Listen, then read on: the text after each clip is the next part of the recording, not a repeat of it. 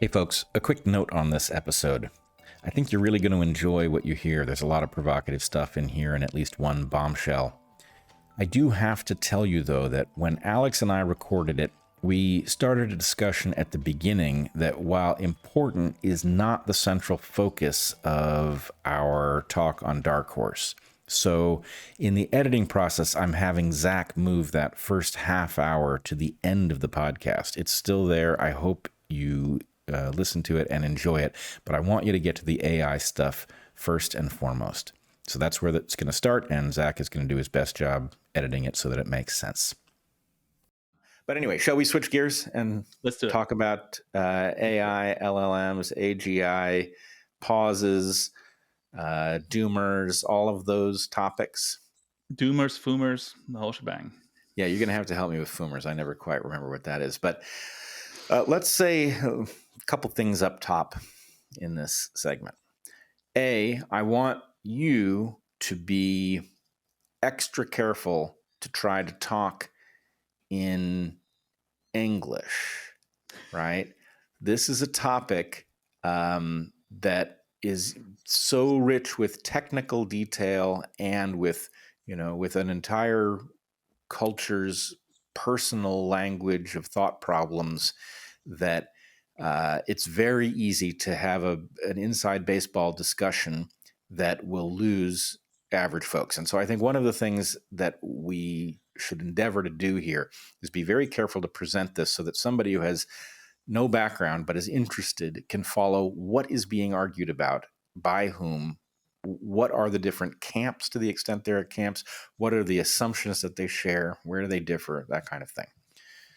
So do you want to, you have taken a number of people to task. You've called them, I don't think you invented the term, but you've called them doomers.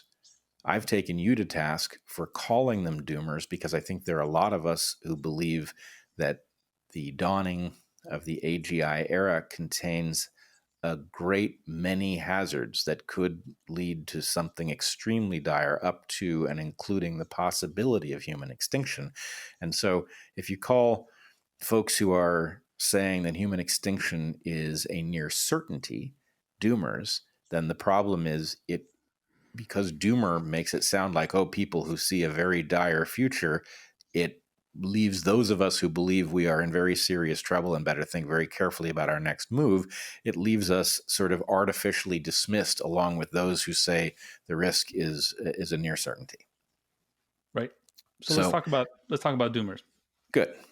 Let's talk about the term, right? So as we've spoken about this privately, but it's probably worth articulating at least the two sides of that conversation. So look, no term is perfect, right? Language is compression and lossy at that, right? So there's always going to be something you don't like about a terminology. Me first, me before most. Is wokeness the right way to do it? Well, there is a history of that term in the Black community. Do those people are those people worth packing up with? What we call woke? No, fundamentally, it's unfair to use any reductive term to group a set of people, and they might not all agree, et cetera, et cetera, et cetera. However, for the purpose of communication, you need a label, right? So, what I told you in private and what I've said a few times on Twitter when people ask, it's like, okay, well, give me something better. Like I was playing with the idea of like AI safetyists. I think it's probably marginally better, but also I don't control the conversation, right? I need symbols that people will dereference in a way that is useful. If I say the AI safetyists, what will people think then? So I ran a poll on Twitter actually asking if I call somebody a doomer, if somebody calls somebody a doomer from the AI question, what do you think they are saying the other person assigns as a likelihood of AI doom? And I was very happy to see that about 3/4 of people said above 50%. So it was either 50% plus or 95% plus. It was about split between these two camps. Our first sponsor this week is Vivo Barefoot, shoes made for feet. Everyone should try these shoes. Most shoes are made for someone's idea of feet, but not Vivo's. Vivo's are made by people with feet who know how to use them, and word is spreading. People often approach us because of the Vivos we are wearing, saying they've heard they're good. And they are. These shoes are every bit as good as you've heard. Here at Darkhorse, we love them. They are beyond comfortable. The tactile feedback from the surfaces you're walking on is amazing, and they cause no pain at all because there are no pressure points forcing your feet into odd positions. They are fantastic. Our feet are the product of millions of years of evolution. Humans evolved to walk, move, and run barefoot. Modern shoes that are overly cushioned and strangely shaped have negatively impacted foot function and are contributing to a health crisis. People move less than they might, in part because their shoes make their feet hurt. Enter Vivo Barefoot. Vivo Barefoot shoes are designed wide to provide natural stability, thin to enable you to feel more, and flexible to help you build your natural strength from the ground up. Foot strength increases by 60% in a matter of months just by walking around in them. Vivo Barefoot has a great range of footwear for kids and adults, and for every activity from hiking to training and everyday wear.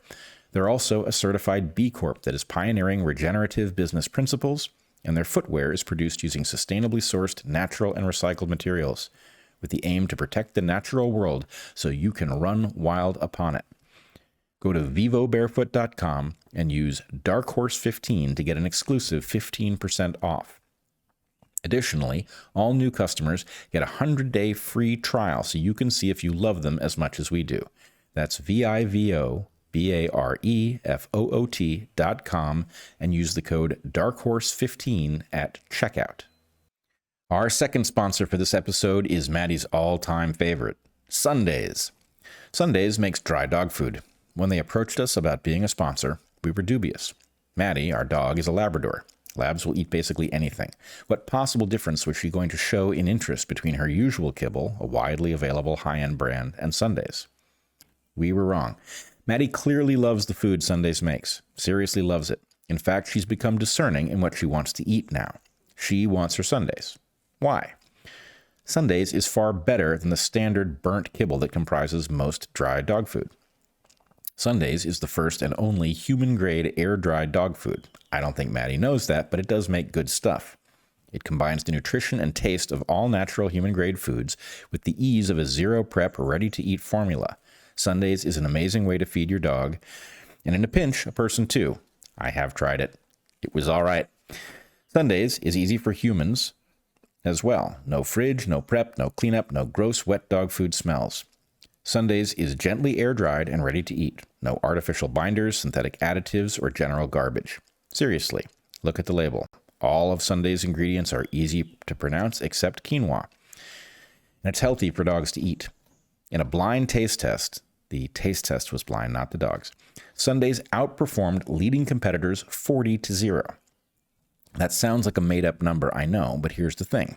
When I have a bowl of Maddie's previous food ready for her, she is certainly enthusiastic. Again, she's a lab. But when I have a bowl of Sundays ready for her, it's a whole different level of enthusiasm. Do you want to make your dog happy with her diet and keep her healthy? Try Sundays. We've got a special deal for our listeners. Receive 35% off your first order. Go to sundaysfordogs.com/darkhorse.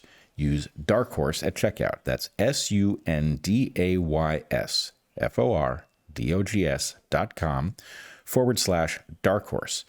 Switch to Sundays and feel good about what you are feeding your dog. Our final sponsor for this episode is House of Macadamias. Trees aren't edible, but tree nuts are delicious and nutritious. They are generally high in fat and low in carbohydrates. Unlike what various food pyramids and government agencies may have led you to believe, high-fat, low-carb foods are increasingly understood to be both satiating and good for you. But each species of nut is different, requiring a special mindset and appropriate footwear. You heard me. For many of us, macadamias are the best nut there is. Macadamia nuts take a very long time to grow, however, and because they are both rare and highly sought after, they have the dubious distinction of being the world's most expensive nut. Between the taste and the health benefits, though, they're worth it. They have even fewer carbohydrates than most other nuts, for instance, half of what cashews or pistachios have, and 2/3 of what almonds have, which makes them the perfect snack for breaking a daily fast and controlling blood glucose. They're also uniquely rich in omega-7s, including especially palmitoleic acid, an unsaturated fat that has been linked to natural collagen production, fat loss, and heart health. And House of Macadamias is intent on making this amazing food accessible to everyone. They have partnered with more than 90 farmers in Africa and now make one-of-a-kind vegan, keto, and paleo snacks. These include their dark chocolate-dipped macadamias and a delicious assortment of bars made with 45% macadamia nuts in flavors including salted caramel and chocolate coconut. But our favorite product of theirs is the simple salted macadamias made with Namibian sea salt. They are amazing. We love them, and we think you will too. House of Macadamias also makes a delicious macadamia nut oil, which is 100% cold pressed, rich in monounsaturated fatty acids, and has a higher smoke point than olive oil, so it is well suited to high heat cooking and baking. And check out their new macadamia nut butters, which are absolutely delicious. Our House of Macadamias highly recommends House of Macadamias for all your macadamic needs. For a limited time, House of Macadamias is offering listeners a free box of their bestseller, Namibian Sea Salted Macadamia Nuts, worth $35 with your purchase at houseofmacadamias.com/darkhorse, plus 20% off your whole order with the code DARKHORSE. Once again, that's houseofmacadamias.com, HOUSEOFMACADAMIAS.com, and use the code DARKHORSE for 20% off every order. You won't be sorry. So I think most people understand that when you call somebody a doomer, they think it's more likely than not that we are doomed, right? And just for clarity's sake, I also consider that there's a serious chance of doom, some chance anyway, that things go really bad. And in fact, this is why I'm animated, because sadly, and really that's where AI safetyist is actually a better term. In pursuit of safety, we are making things less safe. Like with so many other things, this sort of creation of panic in the public, telling them about how some AI is going to order viruses from a lab and they're going to do these completely very complicated things or whatever. Could it happen? Sure, but a thought experiment is one thing. In reality, is a very different thing. A thought experiment is not an experiment, for instance, because you actually have to get data back from not you to consider something an experiment. But unfortunately, I think that the net effect that this group of people who have been preparing for this moment for decades, right? They should have had something. And what they had was, ill-advised essays that called for extreme measures, some of them more extreme than others, some of them more sort of policy worded than others, but all of them, by my estimation, at best lead to a world where 1984 is a utopia we aspire to. Let me put it that way. Yeah, 1984 is a best case scenario in the world that's being proposed. So look, there are a number of things to dissect here. You and I are not in exactly the same place with respect to what we think is likely to come out of AI. You and I are in the same place, as far as I know, in believing that the possibility of something absolutely terrible coming out of this is not small, right?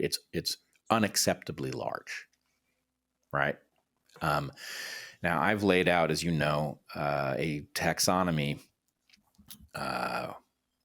of 5 different types of catastrophe that could come from AGI, 3 of which I believe to be literally guaranteed. They are going to happen and are happening, in fact, even pre-AGI, if that's where we are. So I might be farther down the road of thinking we are headed for a disaster and the disaster is certain. But the people you're calling doomers actually believe human extinction is extremely likely, which is why they are calling for absolutely draconian measures, which you and I agree those measures are more likely to cause catastrophe than to prevent it. The measures themselves are ill-considered. And I would, there's one thing I 100% want on the table here.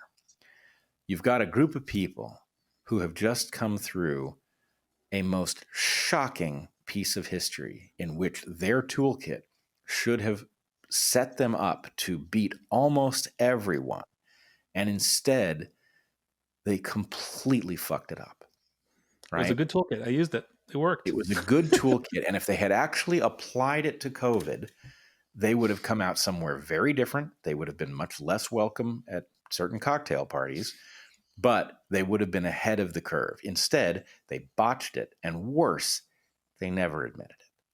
And so, having just demonstrated that whatever their movement is composed of is incapable of dealing with something as tractable as COVID, those same people are now demanding that the world do absolutely draconian things, including airstrikes on server farms. Effectively, they want the ability to declare war on people who do things that they say are going to cause humanity to go extinct, right? They have not demonstrated the mental discipline to do this. Their model, to the extent that they have revealed it, is full of cheats and errors and inappropriate uses of principles. And so it is therefore very frightening, to me at least, to see them. They should be very uncertain of where we are and what to do about it, right? And they should be working their way forward from an uncertainty. Rather, what they have done is told everybody else you should be uncertain, and they have doubled down on certainty. And what they are asking for, those of us who understand game theory, complex systems, etc., are looking at it and thinking, holy hell, do you realize what you are inviting, right? You are inviting a disaster that might not otherwise happen. Look, let's take a very simple approach to risk, and I'm sure we're going to go many ways with this, but here's my very basic framework, right? Risk comes because a naturally or otherwise occurring single point of failure or single point of control goes wrong, right? So let's say we all depend on the Earth, right? The Earth is our single point of failure. If an asteroid like big enough hits the Earth, we're gone, because the Earth is a single point of failure. What is a good way to deal with that? Well, you might or might not agree with Elon. I know you got your doubts, but making life multiplanetary is kind of that. Well, then we've got the solar system, et cetera, et cetera. Sure, but for that limited question of like, what makes the Earth robust? What makes us, the Earth a single point of failure? You can sort of reason about that, right? Yeah. Hold on. Point of order. It's very important to me. Especially since Elon might see this, that he understand. I am not arguing it is not a very good idea to make humans multiplanetary. My concern is that is not a near enough term solution, that the biology on Mars or anywhere else is a tricky enough problem that this does not deal with our immediate crisis, right? In other words, it's like we've got a house fire, and the proposal is, well, what we need is a house built out of different materials. And it's like, okay, but no, we've got a house fire. There are people in that building. It's burning. And it's like, yeah, but if that building was made out of concrete, and it's like, I don't want to talk about building materials now. I want to talk about the house fire, right? Right. So anyway, my objection is not to being multiplanetary. Sure. No, I know it's nuanced, and I didn't mean to imply that you are. No, it wasn't you. I just want it clear. Yeah. Okay, so then that's basically the same pattern as you say. If you say like, well, if you put, I don't know, a single institute of health of some nation in charge of by extension the whole world's response to COVID, even if they were staffed by the best people, any mistake they make is going to go very far. It's the same problem with monocultures, right? One virus gets in, it gets in everywhere, right? All of these are the same thing. Existential risks exist because, as a civilization, we have not weeded out, all of the single points of control, a failure. Some of which are single points of control that we have created, right? So governments we have created, right, to solve certain problems, but they themselves are juicy targets. Let's put it that way. So in that scope, right, my thought, and sort of where I'm aghast at my fellow rationalists, it's like, if you are discussing how to reduce existential risk, you couldn't possibly be suggesting that we add a single point of failure to the mix, right? We especially when you're talking about an intelligent agent that can do what all the other intelligent agents are doing and try to capture that thing, right? Let's say we made a World AI Organization, the WIO, in the spirit of the WTO and WHO, right? Do you think maybe that there is enough literature on regulatory capture that an AI that just woke up would be like, oh, I know what to do. Let's get an island somewhere and some planes. I mean, I don't know. It's kind of like you don't need to go to advanced biology to figure that one out. So, So wait, yeah, let's make that perfectly clear, right? First of all, if Yudkowsky himself is famous for pointing out the high likelihood that an AGI could talk its way out of a safety protocol, a box that it was designed to contain it, right? yep. So you're talking about a single point of failure that an AGI would then have as a target. And were it to capture that thing, it would have de facto control over the board, right? Over any competition that might arise, because the function of that international energy atomic energy commission, whatever the agency that Sam Altman proposed, for instance, is to keep AIs below a certain capability. So all you have Right. to do is capture it and make it effective, so Right. long as it doesn't catch you. Like, I mean, It's it doesn't. it's exactly what, in a business context, this would be obvious, right? You want to hobble all of the competitors in their crib, right? That's the game. And the idea that you're going to build the mechanism whereby an AGI could do that to its would-be AGI competitors is foolhardy. Now, I'm troubled by the fact that we find ourselves staring down the barrel of the AGI era and that we are now playing catch up. The horses are out of the barn. What are we supposed to do about it? And the answer is, I understand this isn't the time to figure out what dumb fuck let the horses out of the barn, but wow, was that a big error, right? Now, I'm not sure what to do about it. I don't know what the non authoritarian response is that might have contained the developing technology that will produce AGI. But nonetheless, we are left playing a very difficult game. This thing now available in public, and the keys to how to produce it more or less distributed about. I know there are details which are not, but anyway, that's a difficult puzzle to solve. On the other hand, watching again the folks who fucked up COVID so badly arguing for the absolutely most draconian reorganization imaginable, basically handing over power to people who think that they've gamed this through thoroughly, have done some obviously broken math to produce a level of certainty that would, if they're effectively like creating the inverse of Pascal's wager in order to require us to engage in a behavior that they think is the right one. But it's like you'd have to be mad not to do what they think. And the answer is no, actually, I just disagree with your calculus. I'm not mad. Here's the thing, right? Yes, I think here's something very interesting I learned over the last couple of days. Most people in that community do not actually agree with Yudkowsky on his estimate. So his estimate, as articulated, I believe in the Bankless podcast, though it might have been in one of the other ones he appeared in the same period. He said he's 99.5% and maybe a little bit more sure that we're doomed, right? And doom is a word that's used sort of as a term of art, as in we either go extinct or we get kept in a zoo that we can't get out of, or like all sorts of bad things that I don't want to get further down that tree. It's not, yeah, the sort of thing that people want to talk about. But we're doomed. Like it's a bad outcome. Like we're the possibility of occupying universe, let's call it, is permanently gone, and probably a lot worse than that. So the problem with that is that if you believe that we are 99.5% doomed, if I offer you a 99% doomed scenario, you would take it. It is an upgrade, Yep. right? And that is really bad. So I want to call out to the rationalists who think it's 30% likely, 20% likely.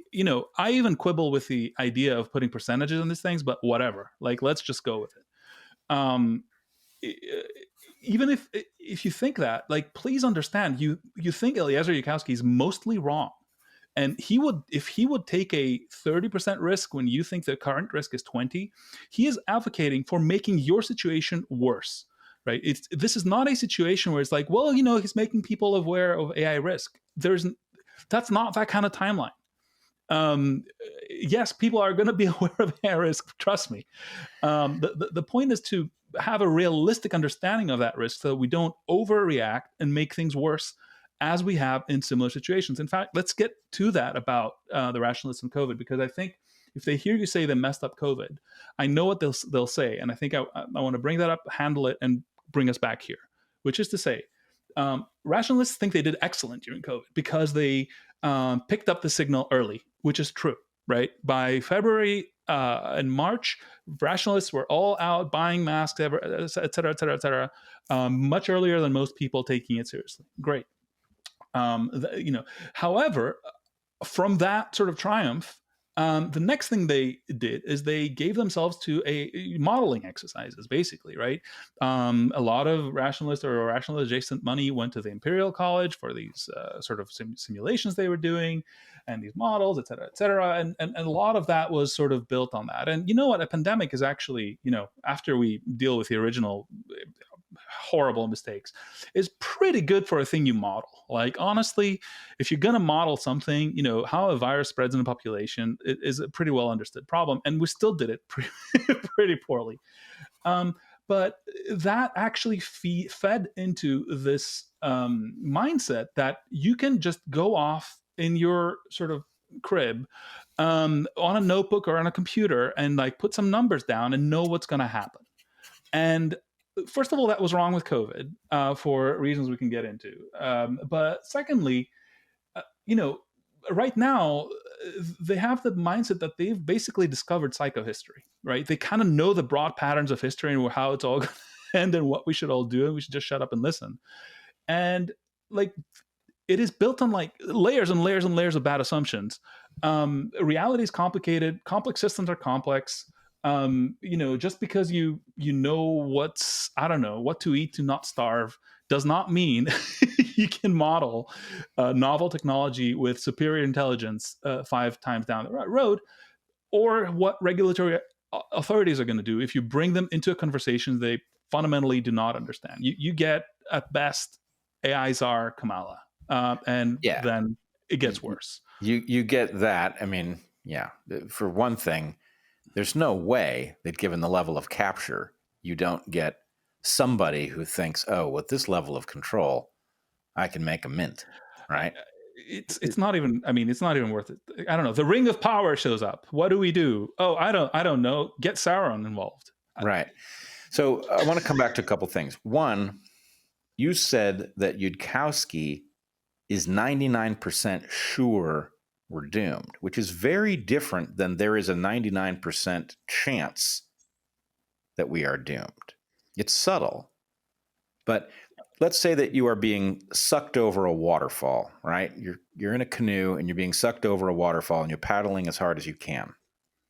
There's a point at which there's no amount of force you could generate that's going to prevent you from going over the falls, right?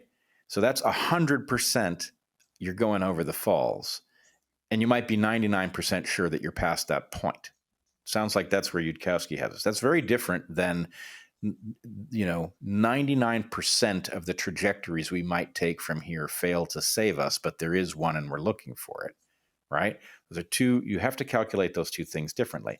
But the other thing I'm getting from this, two of them, is you have to watch out for somebody who has 99+% chance of doom, either of the versions I've just spelled out, Either there's a 99% chance we are past the point of no return, or there's a 99% chance we will not succeed in escaping. Either of those is essentially, I mean, I know this well because I'm a guy who does very well in emergency circumstances, right? At the point at which you're 99% doomed, there are things that become very rational for you to attempt that you would never consider if you were only 90% doomed, Exactly. right? That's And exactly it. so, why do I not want to hand over control, analytical or otherwise, to anybody who's so certain in circumstances in which you really couldn't be so certain, right? The uncertainties here are many. And, just the simple idea that he's potentially doing the math wrong, which really looks to be the case. The more you scrutinize the analysis, the more it looks like it is. I took him to task on Twitter and the podcast for treating a complex system as a complicated system. And if you do that, you get very funny things out of your analysis, for things that will mislead you dramatically. And I'm reminded a little bit about Mandelbrot and the it's not really the discovery of fractal math, but the innovation of modern fractal geometry. Probably not to the degree of detail you do. So, Well, go for it. I'll say it very simply, right? There are some paradoxes that emerge if you look at things like how long is the coastline of this landmass? And it turns out that the finer a measuring device you use, the longer the coastline is. And an infinitely fine measuring device says that the coastline is infinitely long, irrespective of the size of the landmass. And that can't be right. They can't all have an infinitely long coastline. So you need something that deals with the fact that the finer you measure, the more convolutions there are, but that's not really adding to a linear calculation. There's something about what is being calculated here where the number of tiny fractional possibilities that are being added up and coming to effectively one is not how you would do this calculation, right? There are whole branches of the tree that are being excluded here because the one branch that's being calculated is being allowed to take up the entire possibility space. And all I would say is, it doesn't have to be the exact description of how you're getting a weird number out of this, but that number that he's calculating, in light of what we all know, ought to tell you there's too much certainty here for the degree to which none of us know where we are, right? Yes. I mean, here's how perhaps he gets there, and I'll put a little bit of a question mark, but that's how I understand it anyway. So that's where the foomers come in. So foom is this idea, much like a fire that sort of just captures something and then kind of goes boom. That not only AI, self-improvement is possible. So you get an AGI that can now program itself better than humans could, right? Hey, it's better at us at least that, right? So therefore, it can arbitrarily keep upgrading itself, and therefore will become all powerful. But that will happen very quickly, right? So it could be in the scope of seconds or minutes or hours or even days or even a few weeks, but not years, and definitely not decades. So that's the foom position, and from that position you can sort of see, especially if you're convinced that a superintelligence will that is a singleton, as they call it, right? Is uncontested. Let's say it doesn't have a something else that will stop it, will just do away with us because, hey, why not, or whatever. And again, we can't really be that sure about that, but let's just say that is sensible, right? But you can sort of see how that all holds together. The problem is that the way we got into this in reality is these large language models, which do not appear to be agentic at all. They don't want anything, right? If they want anything at all, it is to compute the next token, as they call it, find the next word in a text. I'm using the word with some liberties here, but for most people that makes that's roughly accurate. But that's, and you can sort of see how that can be used because, well, hey, if you can do that, you can write code and et cetera, et cetera. But the important part is that when we've tried to turn them into agents, right? So we did this whole like auto GPT, or there's somebody else made chaos GPT or whatever, baby AGI. There's a few projects on GitHub. Well, they, besides the original, like, hey, that's amazing or whatever, like they don't work that well, right? Like once you chain enough like uncertain tasks on the back of the other, the uncertainties dominate and the thing like crashes and burns. And it doesn't crash and burn in like a way that it, like, I don't know, it takes over the world and kills us all. It just crashes and burns in like the way programs crash and burn. Like it just doesn't do much. Maybe it spends $20 off your credit card. Will that be sorted out? It totally could be. Like I'm not here saying that this is not possible. What I'm saying is we still got room to go, and humans are still in charge mostly. And there is nuance in the path. The path matters, right? If it's a FOOM, well, then the path does not matter because um, here we are sitting one day, and the next day, the our new overlords announce their presence. But the way it is, the sequence of operations matters. And if you hear a lot of Yudkowsky's arguments, there are, well, if a super intelligence showed up, it could just, yeah, sure, but it's not gonna just appear right out of no. We have some control authority here to do stuff like figure out how it works and take various adjustment courses. And this is going to open up a whole other path, but my question is about symbiosis, right?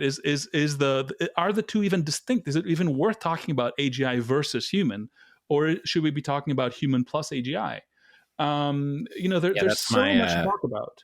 That's my third of 5 killer scenarios or deadly scenarios is malevolent use of AI. So that is human plus AI. Sorry, I didn't mean to interrupt you. No, but that brings us back to the single point of failure thing, right? If we were sane, we would be dismantling all of these sort of low hanging fruit, as they call it, like easy ways to world dominance.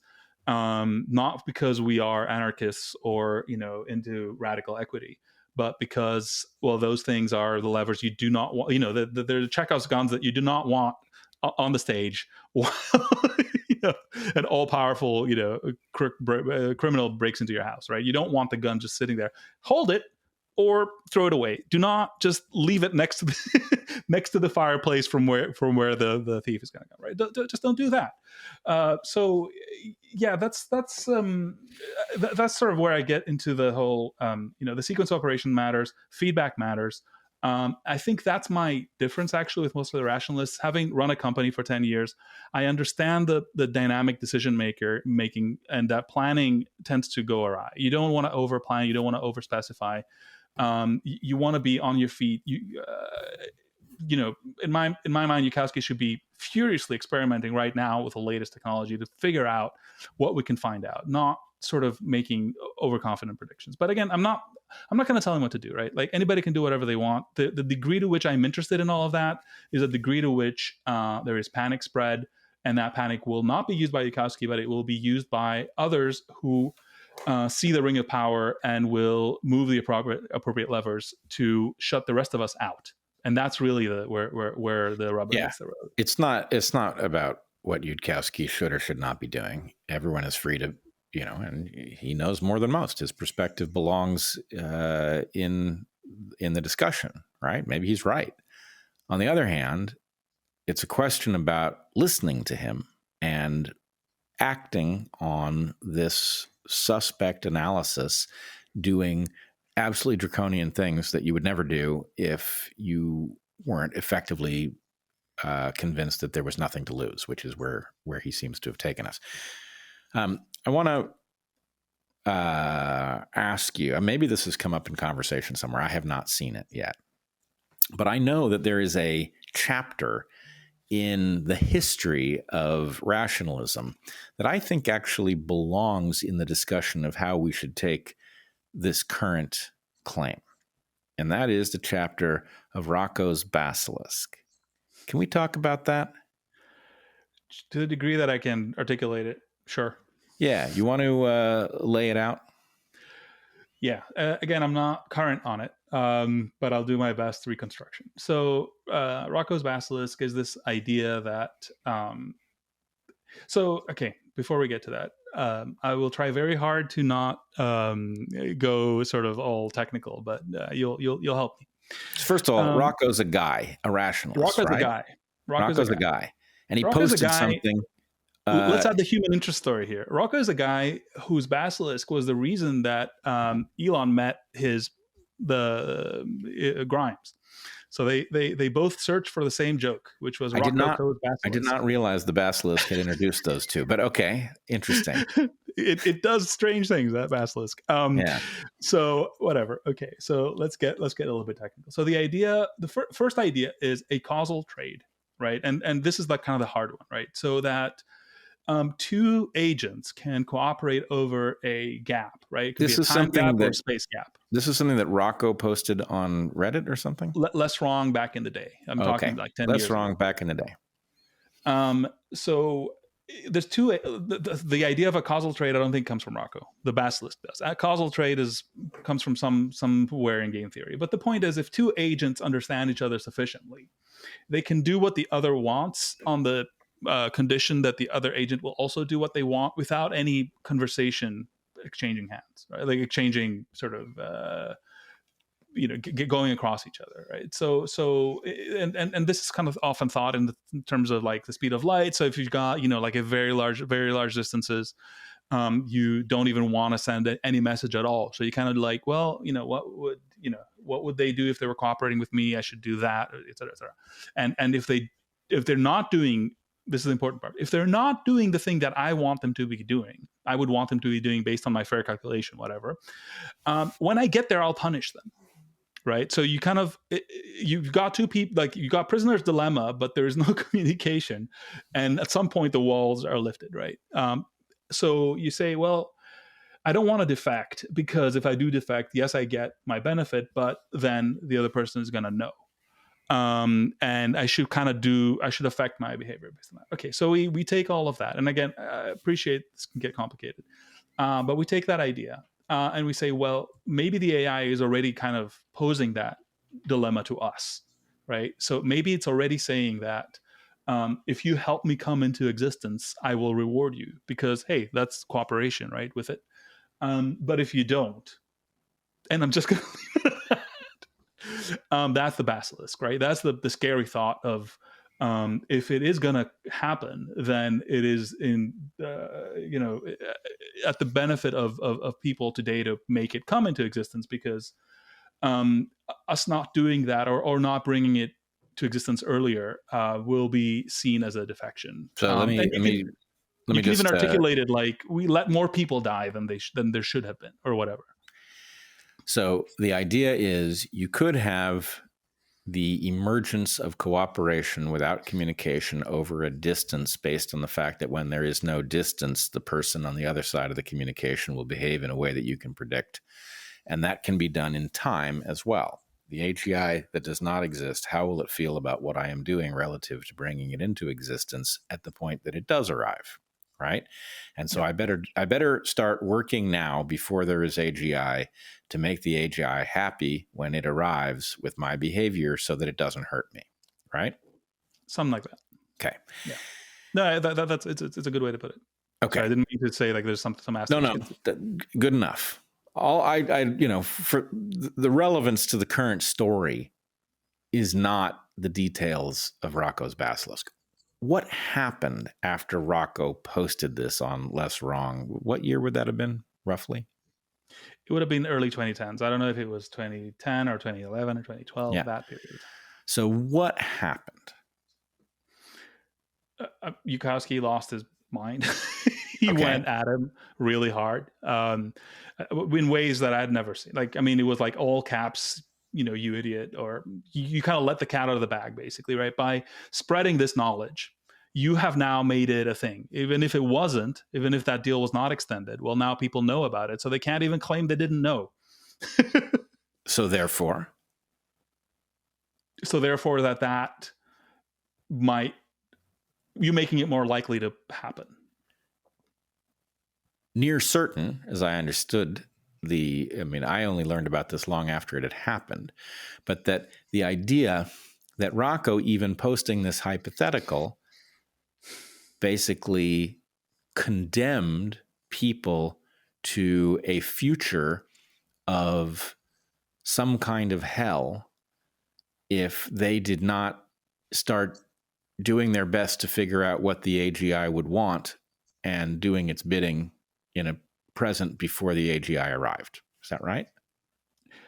I don't know the certainty that he expressed, but he definitely was sure enough to cause a big scene, let's say, right, and to sort of turn a lot of people off. So he must have thought it was, wasn't wasn't the post purged and people I forbidden don't to know go that. looking for I it or think it something? was. I think it was. Yeah, I don't know if Rocco was on board with that or whatever. I mean, Rocco is on good terms with Yudkowsky now, so I don't know how all of that stuff played out. But yeah, it was sort of banned and purged for a while, or what. I mean, probably still But is. I don't know. It's in 100 places on the internet, right? It's not. right. It's not hard to find. Look, it doesn't matter because I'm not really interested in the basilisk problem per se. What I'm interested in is that it is a early sign of a kind of inappropriate thinking and inappropriate interaction surrounding a problem that is quite parallel to the one that we are currently facing. In other words, I believe that in evaluating Yudkowsky's view on the certainty of our doom and therefore what the rational behavior is, that this is actually an indicator of how this person behaves in what they perceive to be an emergency relative to something that they can calculate that others don't necessarily see in the same terms, right? I think the point is this is our test case, and it tells us an awful lot, right? It tells us, I think, that this is a person who is so wrapped up in their own thought process, so lacking in what I have heard you and others call epistemic humility, that they panic. They reach a conclusion about which they are very certain, and they publicly panic over the fact that something dire has occurred that basically anyone who doesn't see it is a fool. Right? Yeah, I mean, if I'm still manning his position, I would say he would say that like he wanted to create a social, negative around doing things of that nature. Now, again, that I don't think that was exactly how it played out. It was a lot more, foaming at the mouth and a lot less, the next person who does this kind of thing. But again, it all leads down an authoritarian path, right? Because what do you want to do? You want to control information, and the other thing I want to say, I'm trying to think how to say it because I unfortunately I don't have a lot of the details, but I think it's important. Is that on the basis of such ideas, people in those circles have had pretty dramatic psychological events, right? So this is Psychological not what? events. Mm-hmm. I don't know if it's psychotic breaks or stuff like that, but like these are people who, as they say for themselves, they take ideas seriously, right? And hey, I admire that.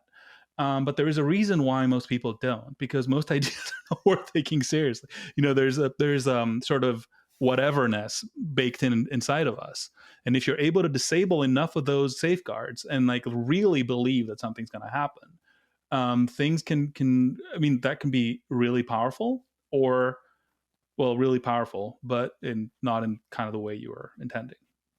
Yeah. Okay. So the question then, I guess, I don't mean to be. I don't mean to be so focused on Yudkowsky. In fact, I wouldn't be focused on him at all if he weren't, in my opinion, pulling a fast one in which he's saying, look, here's a scenario. Either you get it, in which case you'll agree with me about what needs to happen, or you don't get it, in which case you're not smart enough to get it. So basically, it's a cheat that results in everybody who gets it knows that what we have to do next, and the people who don't get it are the obstacle. It's, forgive me for being traumatized over being told 1,000 times that we had a pandemic of the unvaccinated, right? It's like that kind of trick where you create this idea that anybody who doesn't see the world as you do is the obstacle to all of our well-being. I mean, And it's kind of your predicament, really. what? It's kind of your predicament. Yeah, exactly. But nonetheless, I don't like. This is not how I would expect somebody who actually did spot an emergency that other people didn't see. This is not how I would expect them to behave, right? I would say, especially if you had 20 years to prepare for that moment. Yeah, that's a good point. Nothing I about would this is a expect something a surprise. little bit more polished at the very least, like something more thought out than, Yeah, hey, not even polished. I would yeah. be suspect of polish, but I would say something more persuasive and less manipulative. It's a anyway. By the way, for people who might be watching this and saying, what are the alternatives? I do want to point people to Paul Christiano, who is definitely not unconcerned. I think his probability that something goes wrong is in the I don't know, 20 to 40 range. Let's call it, maybe even a little bit above some days. But I think sub 50 is important. I think 50% is a very important Yeah, threshold. it's a very important tipping point. And he has made actual contributions to the modern state of AI, and he has written. Yudkowsky has cited him as somebody who gets it and has had long debates with Yudkowsky or something along those lines. And Paul Christiano has written, very eloquent. He's not like me. He's very, measured in his tone and stuff. But he has said, "Look, I feel Yudkowsky hand waves a lot in some of his arguments. I feel like he's overly certain. I feel like he doesn't have full understanding of the cutting edge of the field, and he downplays certain things that he shouldn't, et cetera, et cetera." Which again is not to knock anybody, except if you're shouting fire in a crowd, which by the way is not a free speech violation these days, mind you. Right. But just to say, but I support basically. Look, I support Eliezer's right to say all of that stuff, but I think the correct response is to what we're doing, which is to speak the opposing view. That is, no, we're not that doomed unless we make it. Unless we actually take actions that will concentrate all of the risk in one place and just offer a juicy soft target to an AI that maybe is not that capable. Oh, But I have a terrible idea. we can put it on an island. No, that's a truly terrible idea. I have That did come up. a terrible interpretation of the present. I would like to get you. I mean, as long as we're over here in this territory. Go for it. Eliezer Yudkowsky believes in Rocco's basilisk. You got it? You got it? Yeah, I mean, hey, I can't rule it out. So let me spell that out for others. I'm glad you got it immediately. You tell me if you in fact had what I'm about to just say. Yeah. If Eliezer Yudkowsky believes in Rocco's basilisk, and he also believes the AGI era is about to dawn, and therefore the AGI is coming and is going to look at Eliezer Yudkowsky and say, well, what have you done for me? Eliezer Yudkowsky had better get the world to create a single point of failure that the AGI can capture, right? That is the way Eliezer is going to survive the AI apocalypse, is by being the AI's right-hand man, and he is now doing its bidding to make the world more vulnerable. I've heard, it explains a lot. It could. He's totally capable of conceiving that thought. In fact, I don't know how could he not have? He probably has. So I don't know. I mean, it makes sense. Look, I've got to tell you, when I offered that, I feel like there's an Occam's razor violation here. On the other hand, I can't tell you what is a simpler explanation. So no. Look, let me be perfectly clear. I don't think that's what he's doing. But the point is, when somebody has had the reaction to Rocco's basilisk that Yudkowsky has, and then the AGI era is upon us, and he is arguing for things that will make us unsafe. seem to make matters worse, and doing everything in his power to persuade us that actually we must take these actions because the certainties are so high. That is at least consistent with the idea that he is in fact covering his own ass in light of the fact that he thinks the AI is about to be in charge and, it's going to view us differently based on what we've done in this moment. I think it's a meme worth existing. I think it's a meme worth existing. Well, it is. I think it is also just worth pointing out, hey, Eliezer, you've put these things on the table. If we put them together, they add up with the possibility that, let's say that you're not doing this, right? Just recognize that some arguments you have made very forcefully, when put together, create a third argument about what you yourself are doing in the present, which requires us to ignore you. Well, for sure. But here's the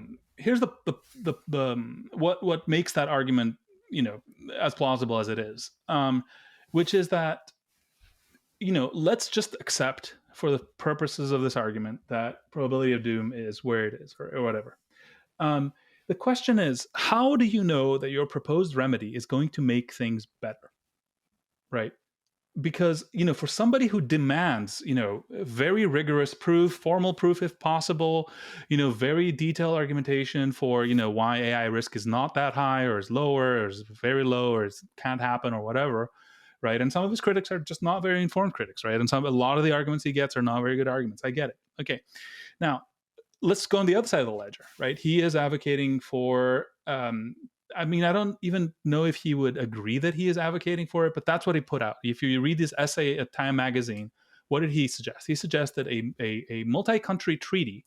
Let's say, I think the example countries he mentioned is the US and China, right?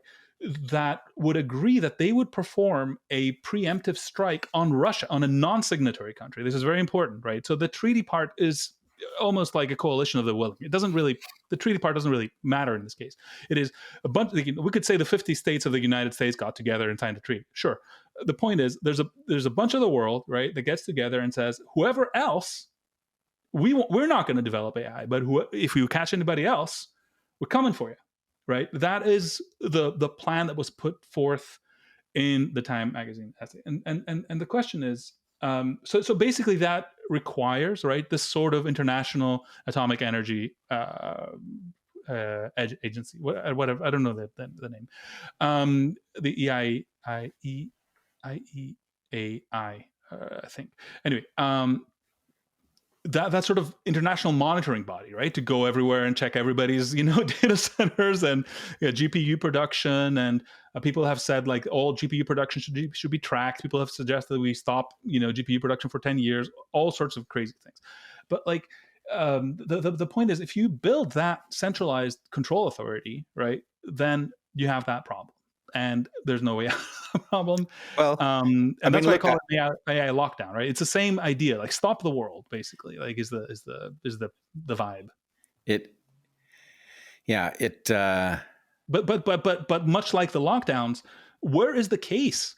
Like it's like we'll do that and it'll stop. It's like, okay, but why do you believe what you believe? This is a key rationalist question. Why do you think it will do that? Because I've got a lot of evidence for you, man, of like so many things that went the opposite. Not that didn't work. They went the opposite. How could it possibly go right? Right, especially in a world with AGI. Without AGI, it still adds an extra single point of failure. Okay, with AGI, it's like throwing gasoline on the fire. And I must tell you, even hearing you describe what I had already, read in his Time magazine article, if you then take the, yes, tongue-in-cheek interpretation that he might be doing the AGI's evil bidding for his own reasons, and that's why he's advocating these things, which, again, it's not what I believe he's actually doing. I take him at his word, but I cannot put aside that if I take everything I know about his thought process, that it would make perfect sense for him to do this. But if you do that, then what you have just described is, maybe the AGI is going to want an Air Force.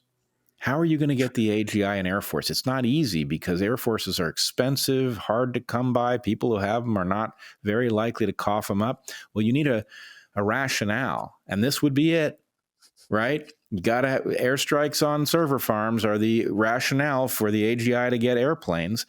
So anyway, again, I'm not arguing that this is what he's doing. It could be, but what I'm arguing is that the fact that this is a rational interpretation of his behavior, of the reasons that he would make arguments that to some of us look preposterous, right? This would be an explanation for that.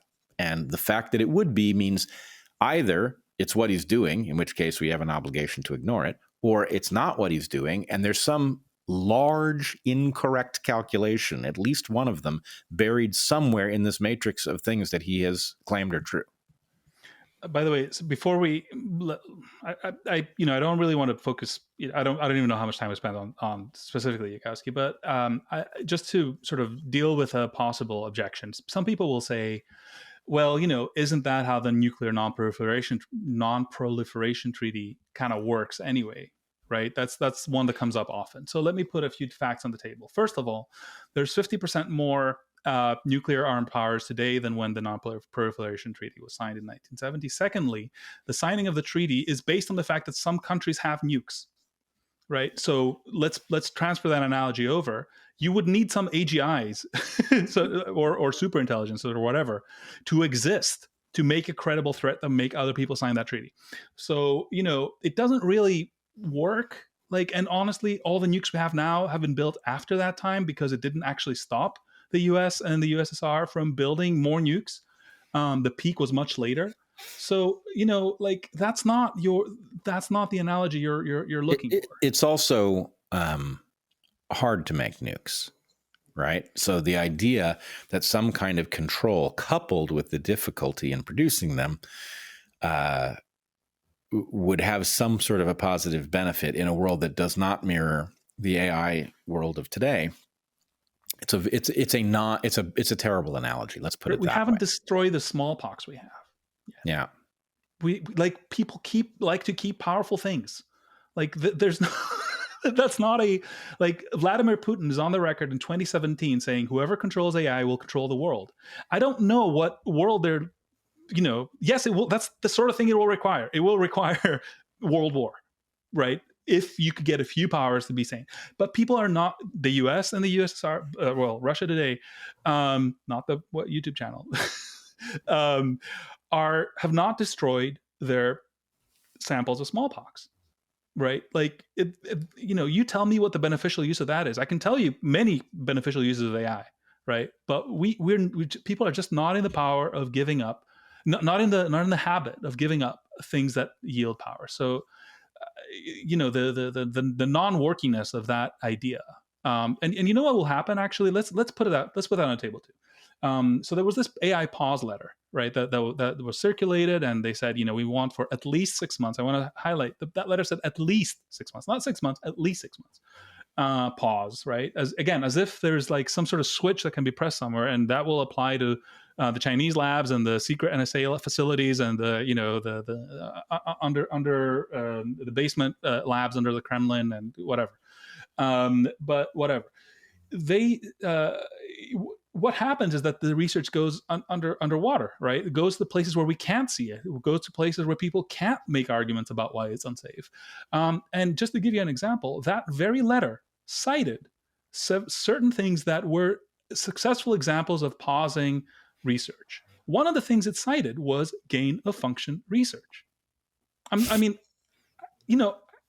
wish I was making this up, but literally their example of a pause technology was gain of function research. What, for anybody who's watching this who's not followed along, even if we accept that gain of function research, that particular gain of function research did not give rise to SARS-CoV-2, what we do know is that research was outsourced by the National Institutes of Health in the United States to China, and that very pause was a factor in that outsourcing because they just couldn't do it here. So they gave it to the Wuhan Institute of Virology, which instead of doing that research on their BSL-4 facility, did that research in their BSL-2 facility. What is a BSL-2 facility, you might ask?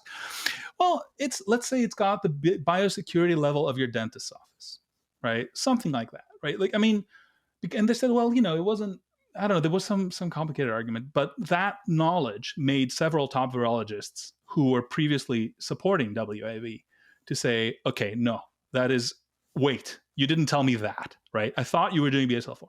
Point being, here's an example where this pause led to a drop in safety, hidden from everybody.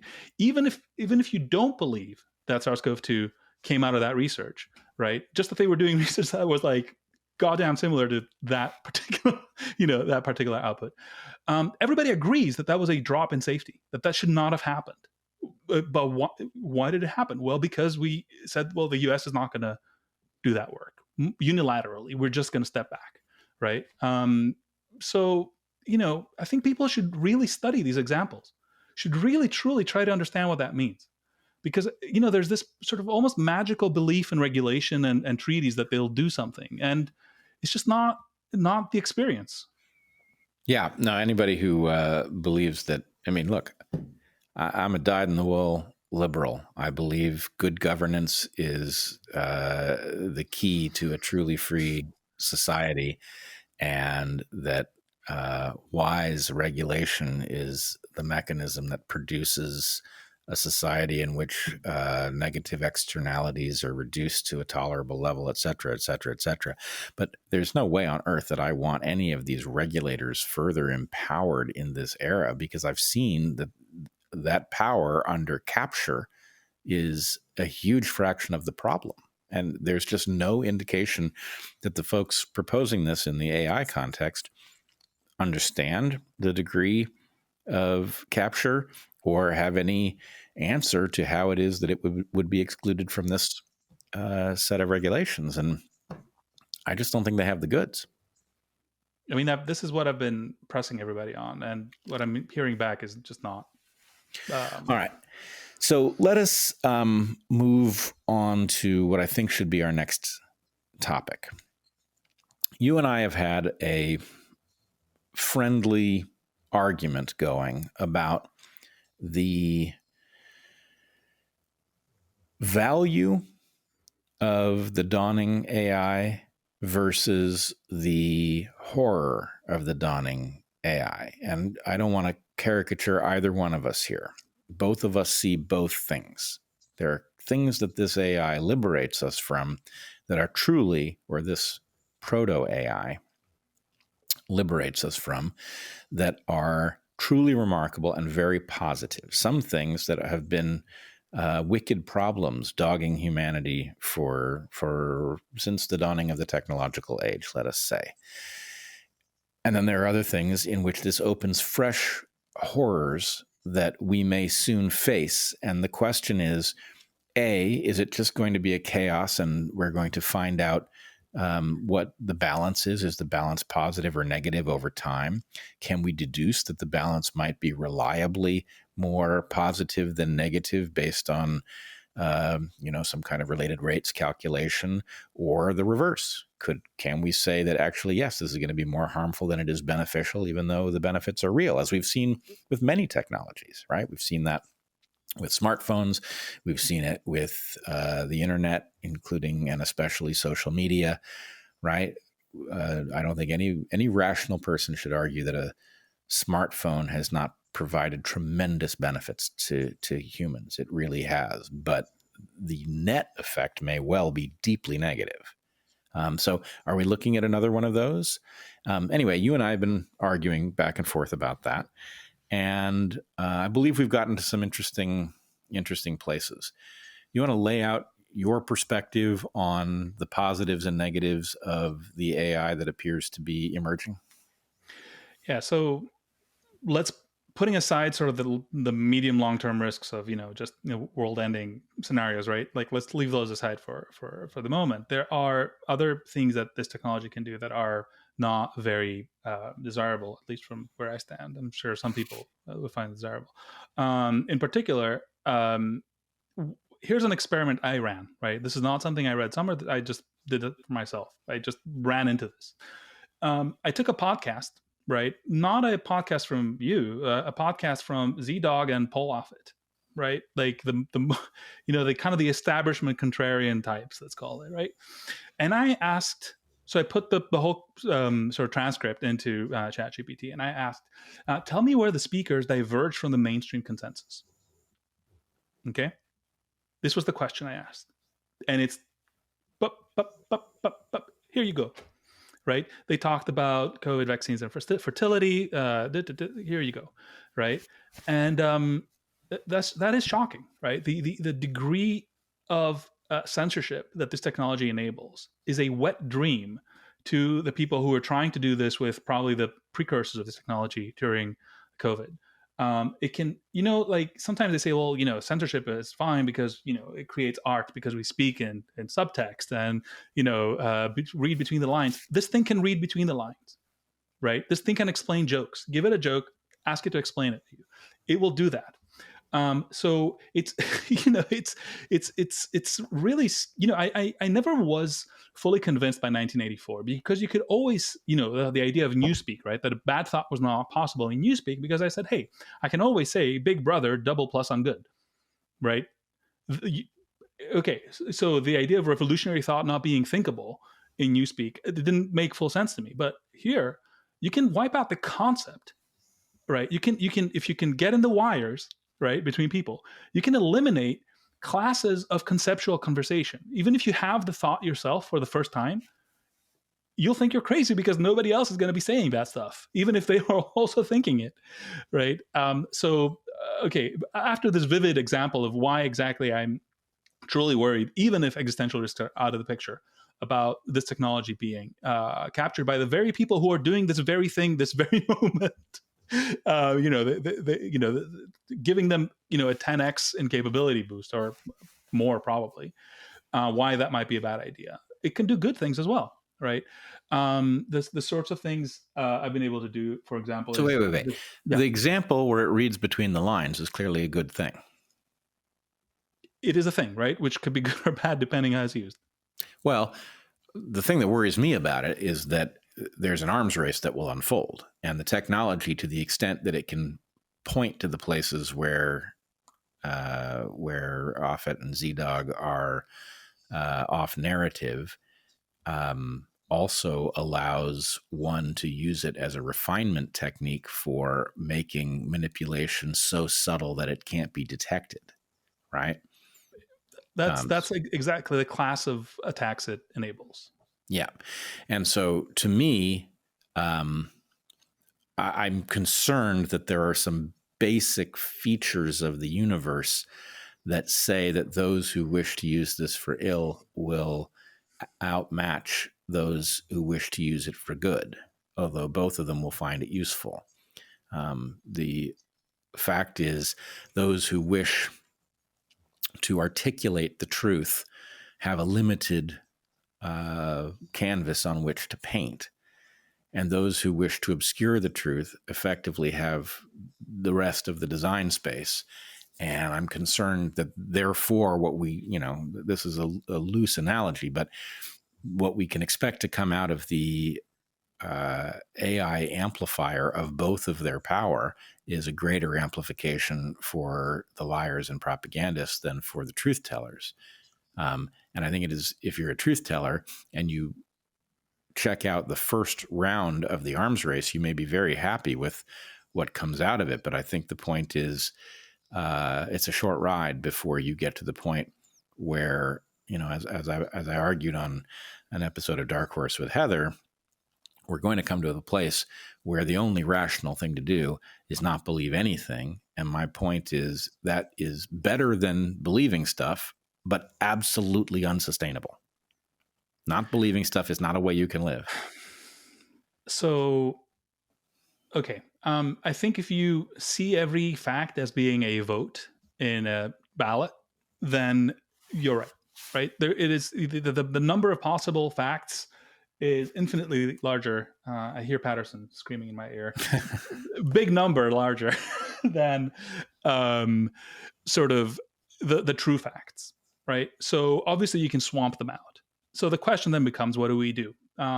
Thankfully, I've been thinking about this problem for a good decade, or I don't know, 15 years by now. So I've got some what looks like good news.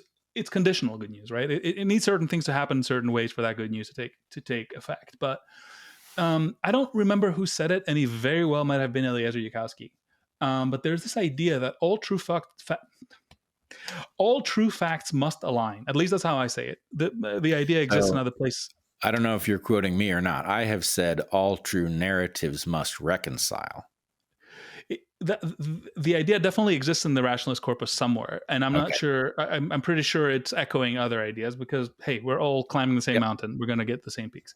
But the point of that is, if I can have my personal system, okay, like sweep up facts from all sorts of sources, and I am looking for essentially the largest set of facts that um, are mutually compatible, then that broadest network is going to be a network that must be biased towards truth because those things match each other, right? A lie is by definition in tension with something that happened, right? The things that happen are always in agreement with all the other things that happened because they'd happened. I don't know how to put this way. So but that kind of speaks to the need for this technology to be distributed, to be available to all. It's a like if I understand the critique of positive rights, but this is one of them that is gonna come out. If it's not a human right, it's almost up there where it's just going to be essential for each one of us to be armed. If we want to bring the First Amendment, if we want to bring the Second, however you want to play it, we need to be equipped with artificial intelligence that we control, that we tell it how to act, that we can audit to filter the outside world. I think you're missing something. Okay, let's play your scenario through. Everybody gets an AGI that works on their behalf. Well, I wouldn't use, it doesn't need to be necessarily agentic, right? It doesn't need to have a will. It's just, think of it as a firewall. No, I'm thinking that the arms race leads you to need it to have a will. That effectively, if you imagine a world in which everybody has an automaton that simply does its bidding the way your computer does, or did until the bad people started algorithming us to death. But that then results in people who have one that actually mirrors their own values such that it pursues their interests while not being directed, will outcompete those that have one that will simply do what it's being asked. Here's a question, right? Yep. And this is a tension inside the human mind. If asked, right, do you want the truth or do you want a narrative that will make you feel better? What will most can most people bring themselves to consciously say, I want a narrative? Tell me a story. I know Some what most people people will. I've met some of them. I don't know what most people will say, but I know that most people will choose. Their revealed preference is for B.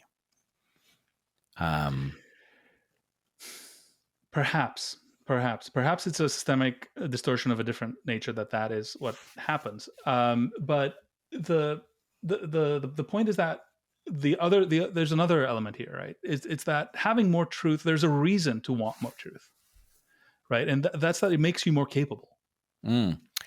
All else being equal, it does. Oh yeah. So having, and I mean, you can see it in the real world, right? Who is the most competent political operative? Is it one that doesn't know what the other side is thinking, or is it one that actually is pretty close to the truth, but is on your side? Right? There are forces basically that are pulling things towards the center that aren't. Self delusion is useful to a point. It's not useful, without measure. And anyway, I think these elements all come together to create at least possibilities, right? But the whole point is, I think people should be more uncertain. I'm not here to say what's gonna happen. Yeah. I'm here to say these are potentials. They're opening up in front of us, and that's the kinds of things that are possible. There are some really good things. For instance, we talked about this briefly. Iran, it was a joke, of course. a thing where, I put in some proposal by somebody and just wrote underneath what could possibly go wrong, right? And it sure enough, it gave me a list of pretty good ideas about what could go wrong, some of which I hadn't come up with, right? And I'm not saying that is a verdict. I'm saying that is a good checklist to go through before doing something, right? At least. Yeah, it was a very powerful demonstration of a capacity, of a useful capacity, a way in which the current LLMs can be consulted about problems and the various risks delineated. It was pretty cool stuff, actually. I mean, your example was something like, I'm going to have some cereal with milk. What could go wrong? And it gave you a pretty complete analysis of various ways, from food allergies to choking, that your plan might be bad. And then you had it. Yeah. You had it analyze whether the net risk from those things made it a good or a bad plan, and it gave you the go-ahead. Yeah, and again, I'm not advocating for anybody to actually use that as follow that blindly, right? Use your brains. But, no. When it comes to cereal, I think that they could probably trust it. Especially on that particular since question, I think we can the LLM correctly yeah. deduced that were they to have a serious food allergy, that they would probably know it already, and therefore it was safe to greenlight the plan because the person themselves could be trusted not to eat the cereal if it wasn't good for them. Yeah, right. And so then I asked one of the some ideas about putting sulfur in the atmosphere, SO2 in the atmosphere to like fight global warming. Or as I say, do the thing that took out the dinosaurs, but do a little of it. Take the homeopathic approach to the dinosaur extinction question. So it did not greenlight. It did not greenlight it. And again, that's just two random examples, right? It's not like it happened to be correct on these ones. It might be right or wrong, and there's all sorts of biases in these systems.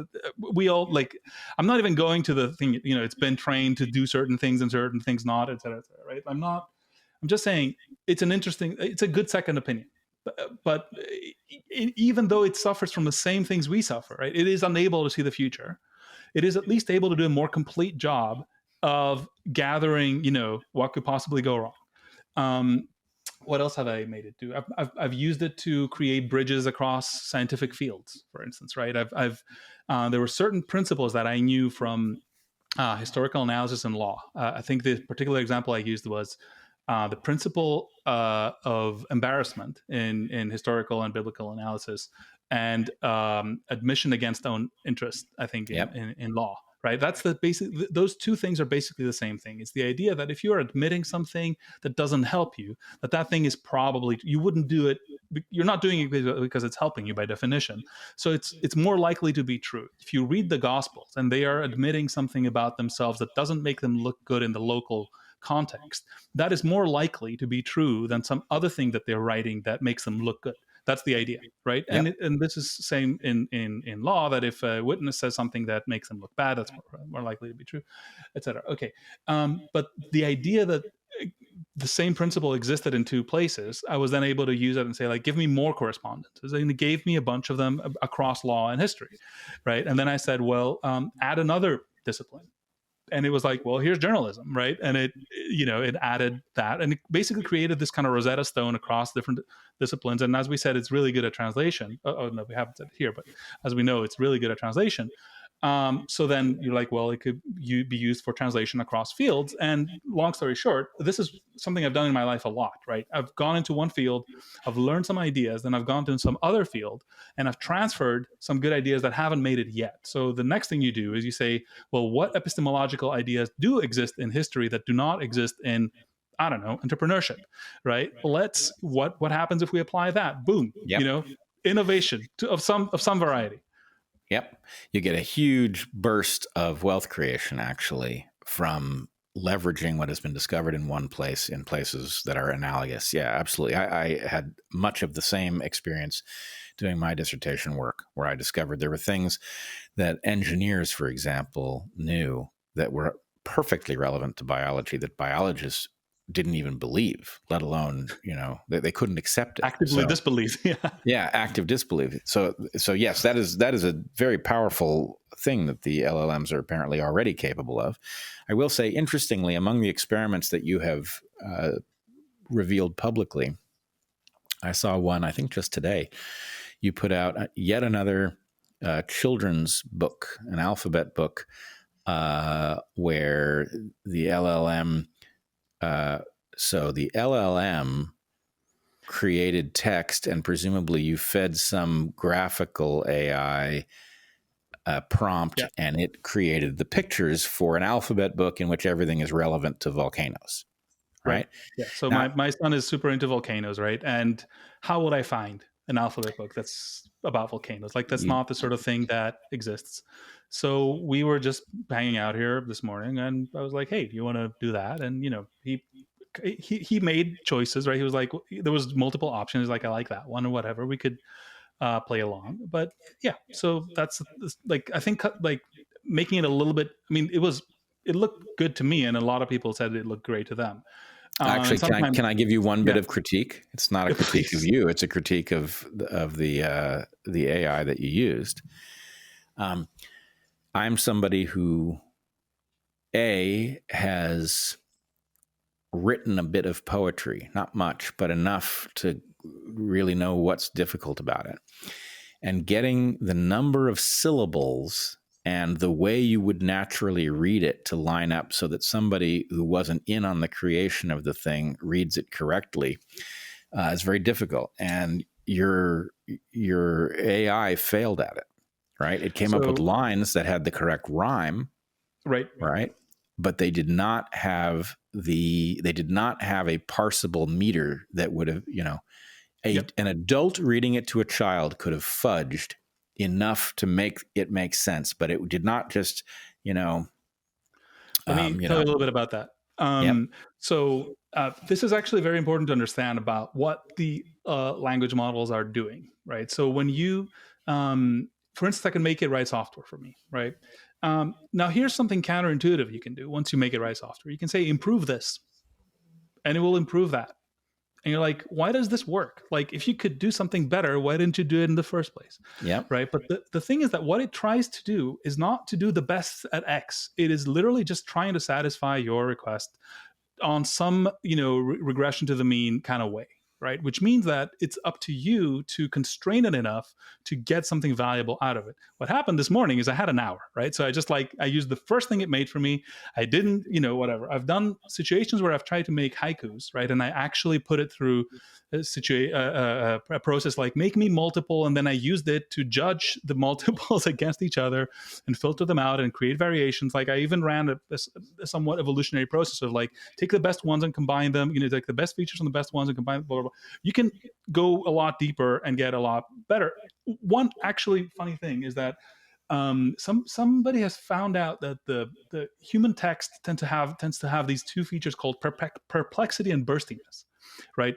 Long story short, we don't write sentences of the same length, right? We have small ones and long ones, and we don't like to repeat ourselves. The LLMs don't care about that. So that's how AI text detectors figure out at the moment what is what. However, you can tell it to do that, and it will. So it gets weird. But long story short, yes. Don't take that to be an example of the best that can be done with these things. Right. Take it as something that can be done in, when you're not double checking what you're doing. You're just kind of like running through it, and it Yeah. makes it. I mean, the whole thing was extremely impressive. This was the one thing about it that I thought, it's not quite there. Right. So I'm not saying that it couldn't be there if you worked on it a little more and refined the prompt and constrained it further, or simply somehow convinced it. I am a person who is discerning about language. Don't disappoint me. Make it sound good, So I don't know. I don't know how possible that is, because I've been deliberately avoiding messing with this Some thing. of that stuff is actually works. Some of it is, you can tell it. I haven't seen research on this, so I have a small question, but it does definitely seems to me to work. If you tell it you are a world-class poet and then do the thing, it'll actually make it better. Do you think it would understand if I said, I'm a poet and I'm not even aware of it. What? Sorry, what? One more It's a time. bad joke. You're supposed to say I'm a poet and I don't know it. But if you say I'm not even aware of it, then it doesn't work. And I don't know. I find it funny, but yep. All right. Cool. Anyway, So there are a lot of good things that I see I can do today, right? The question is, upon reflection, how does it all shake out? And I'm not here to tell anybody that it's all gonna be okay, or that it's all gonna not be okay. I think my main message is to people to be less certain, and to not forget what we already know. Okay, not forget what we already know is really important. I would say one of the things, the more modern we become as humans, the less often panic is useful. Panic evolved for a reason. There's no question about it. There are circumstances in which it works.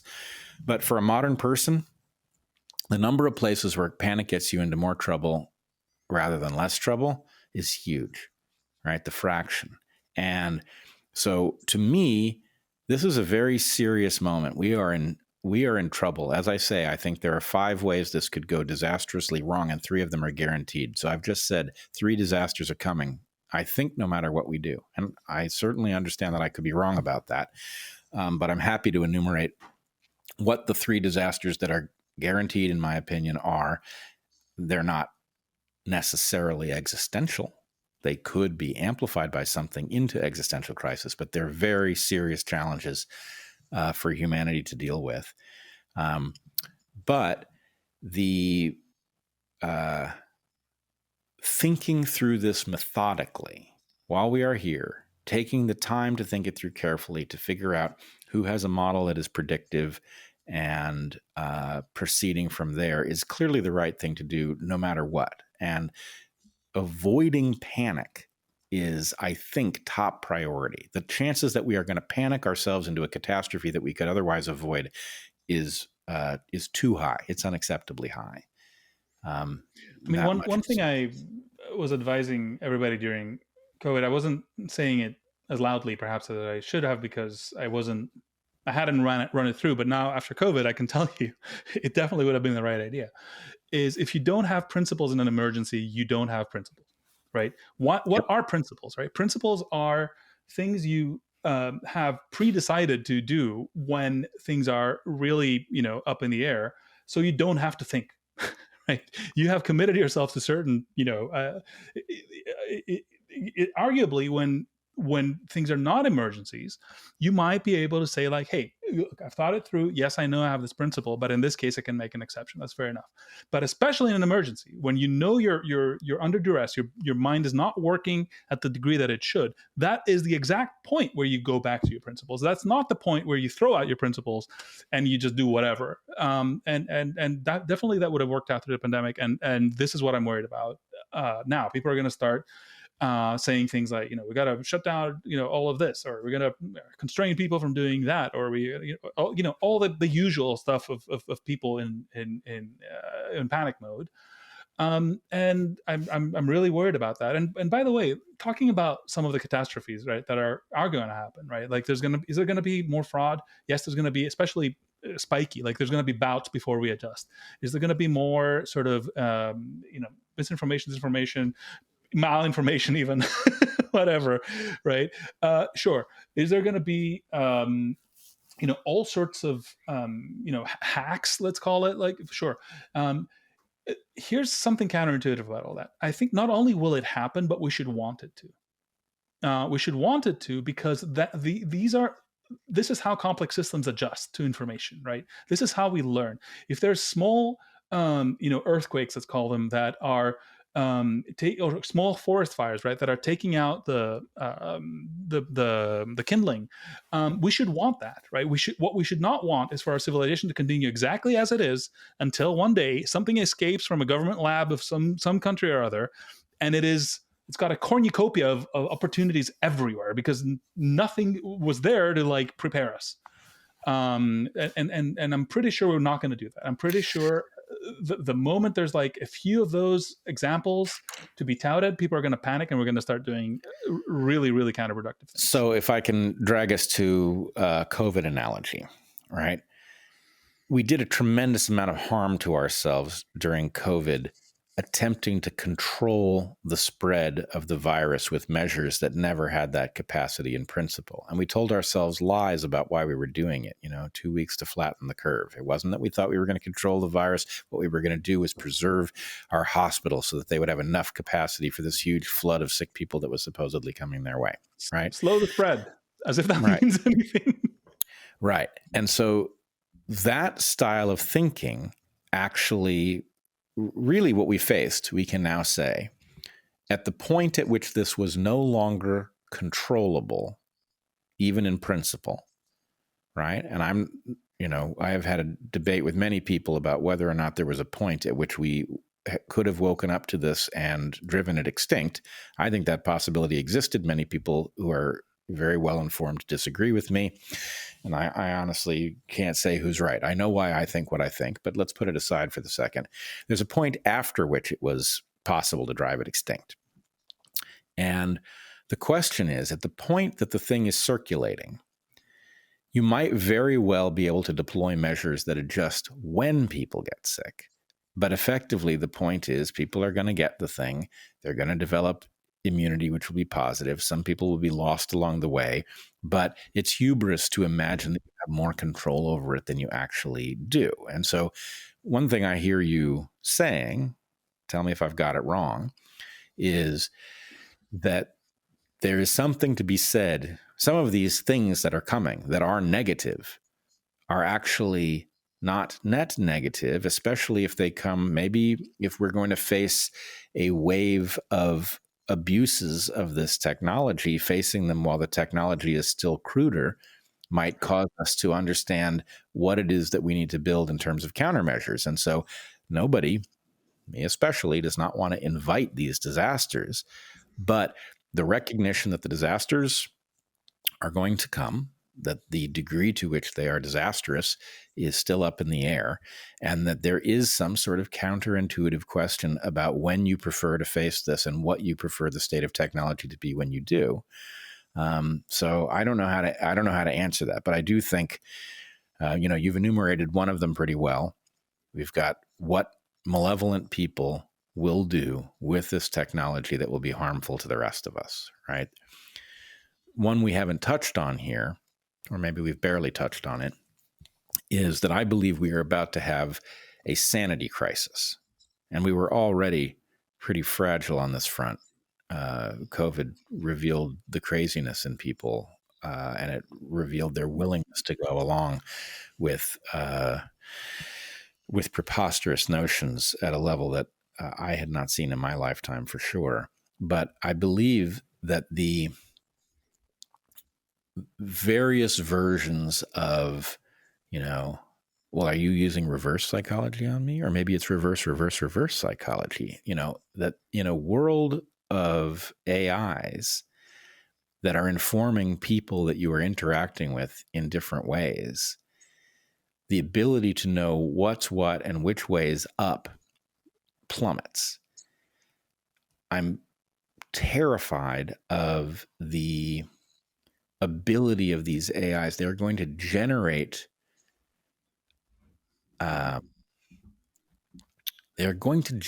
what in a very recently past era would have counted as evidence for things, right? Deepfakes are going to count as evidence. And then as people catch on that evidence is no longer evidence, nothing is going to count as evidence. And I don't know how a world like that functions, right? So I think that one is actually, I'm relatively less concerned about that one, and I'll tell you why.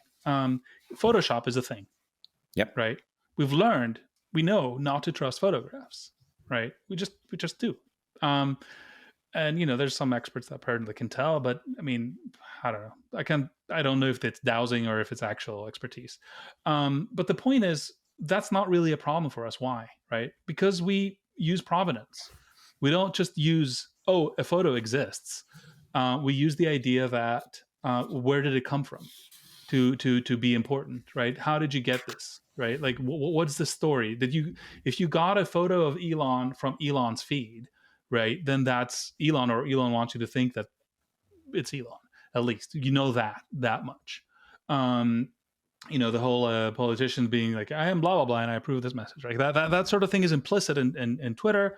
It could be made more explicit by blockchain technology, where certain things are in certain positions, like a certain event happened at a certain time, and there's no mathematical way to like manipulate that record that we know of. But I think ultimately that's what it comes down to. It's kind of know where your information came from. But we already know not to believe anything we see on the media, right? People can make fake text forever, right? We've had fake photos. Okay, now we're going to have fake sound and fake video. Right, but again, I think you're making my point, which is there are going to be people who are suckers. Oh yeah, there are going to sure. be people who leverage this technology and figure out how to create the impression that something has the signatures of a actual fact. And the savvy people are going to stop believing anything, which I believe is like them cutting off their nose to spite their face. So by savvy, you kind of mean the midwit savvy, not savvy. No, actually, I mean something way worse, which is I think the best thing you can do in an environment in which very high quality AIs are producing phony reality is to become cynical about the idea of evidence. Right? In fact, I would say pics and it didn't happen. Right? Right. Here's the... So no, but hold on. The point is, in a world where you become cynical about the ability of anything, including your own eyes, to tell you what the hell is going on, then the point is you're paralyzed by your correct... The game theory paralyzes you. And I think what comes out of that is, for many different reasons, it's going to be a kind of insanity. And it's going to be very pernicious and broadly distributed. And you can take the argument that you made for the last thing and you can apply it here too. And you can say, better we face that early with more primitive tech. And that's probably true.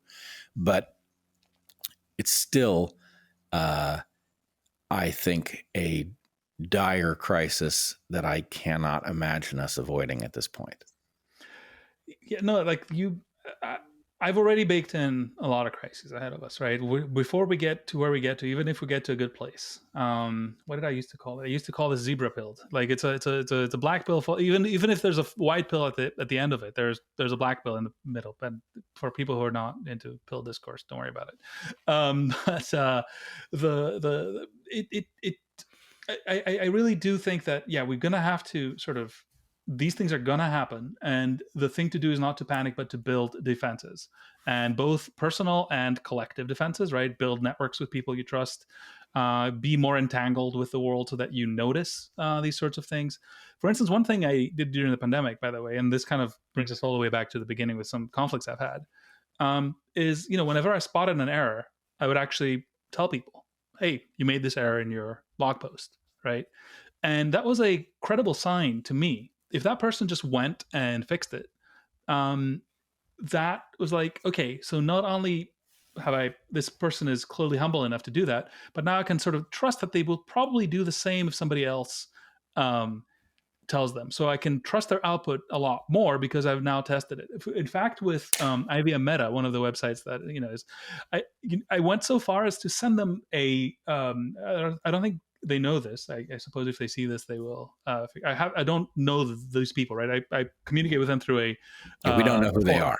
Yeah, but I wrote a correction in a slightly very different tone than I usually used to use, without my name, and pointing out a mistake that was against what appears to be their preferred sort of direction, right?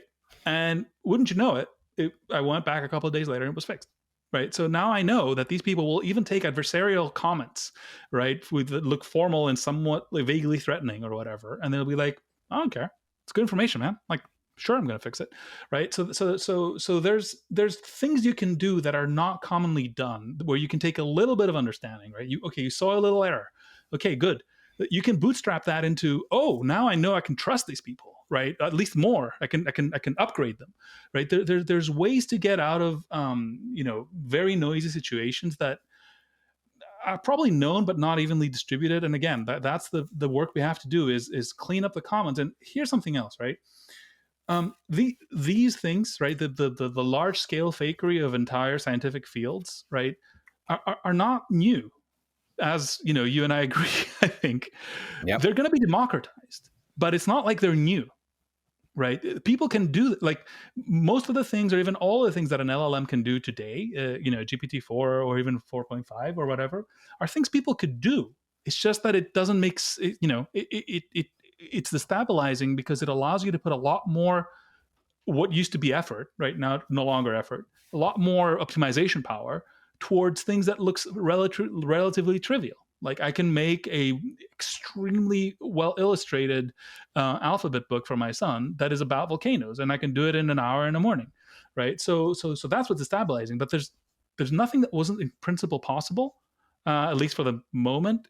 And there's nothing. Much of that are things that the powers that be have been doing already, right? So at least now we are saved from the concept of even alleging that this is happening being somewhat discrediting, right? Because it'll be easy to demonstrate how one does that. Well, so I've alluded to it. So I think I should lay it out. I'm going to put my 5 possible catastrophes on the table, and then I have 2 things that I want us to come back to. Actually, 3 things that I want us to come back to before we close this out. So just so that it's here in the podcast, my 5 AI-driven catastrophes, 3 of which are guaranteed, are malevolent AI, where it decides that it is our competitor and to remove us or enslave us or whatever. I don't think that's guaranteed, but I think it's possible. Misaligned AI, and nobody has yet told me whether my first category is also misaligned AI. I suspect it probably is. But misaligned AI is where an AI isn't out to get you, but it interprets something. The paperclip maximizer example is the one that circulates, where you tell an AI to make as many paperclips as possible, and it starts liquidating the universe to do it, because that's what you make paperclips out of. And so it's not malevolent, but it's definitely an existential threat. I also don't think that one's guaranteed, but possible and definitely worth considering and being concerned about. And then the 3 that are guaranteed are malevolent use of AI against decent folk. I think that is absolutely certain and no doubt already happening.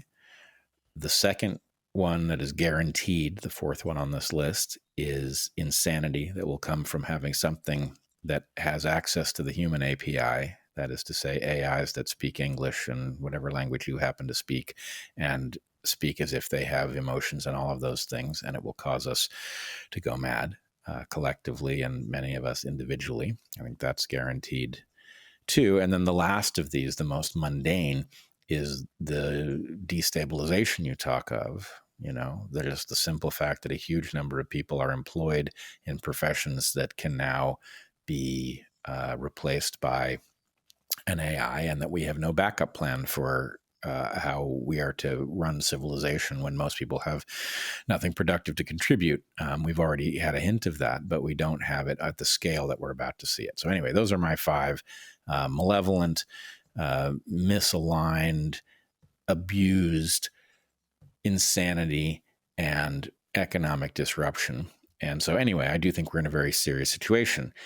You have persuaded me, Alex, that there is another way to view. So you have embraced this technology. You've been playing with it. You've done this with your eyes open, acknowledging that there are very serious dangers here, but you've been trying to compel me about all of the useful things that I should understand that it is capable of. And I've challenged you on, okay, that's all well and good. I believe the useful stuff exists, but the net effect here is so frightening.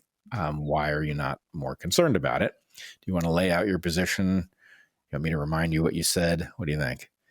I mean, you'll tell me what answer I gave you last time around, but I'll say a couple things. I think I'm doing it because I'm concerned, right? I think um, the capability, like if we get out of this somehow, the answer is still in the thing, right? It's going to be useful to get us out of it, as in the same way that it gets us, in more trouble. Like I don't foresee our prior state coping well with that. But then again, I didn't foresee our prior state coping well with itself. And again, I think we share a lot of priors there, which is that we were our civilization, and I speak like a technologist. I know you have different you get there in perhaps slightly different ways, but for me, like if you know how technology is built, or how organizations are built, which is another thing I've spent many years thinking about. What know whenever you go into the sausage factory, right, is how many things are built with duct tape, chewing gum, whatever, on top of duct tape and chewing gum on top of duct tape. Like nothing that it's almost like you see this thing is like there is no way this works, and yet somehow it kind of sort of does, but badly, right? And everybody's suffering for it, but it kind of sort of keeps up and it keeps going, and we add another layer on top, and it gets maybe a little bit better for some time until that gets worse too.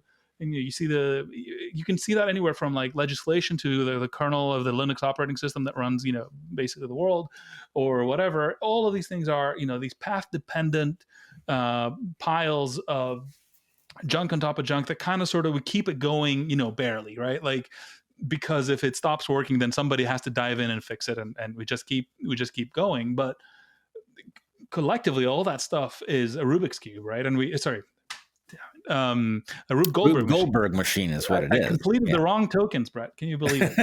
No. Do better is what I would tell the humans LLM. are not supposed to hallucinate, right? Yeah. Anyway, it's a Rube Goldberg machine, like our supply chain, for instance, right? That some butterfly goes the wrong way in Beijing, and then we just, oh well, I guess no, what was it, like baby formula for you? It's like, oh yeah, no, that was totally foreseeable. Like it was the baby formula that was the most vulnerable to somehow, right? And after the fact, everybody's got a story, right, about how the FDA's regulations, blah blah blah. You didn't tell me that beforehand, so please spare me, right? Like that's the whole point, is that these things are extremely fragile.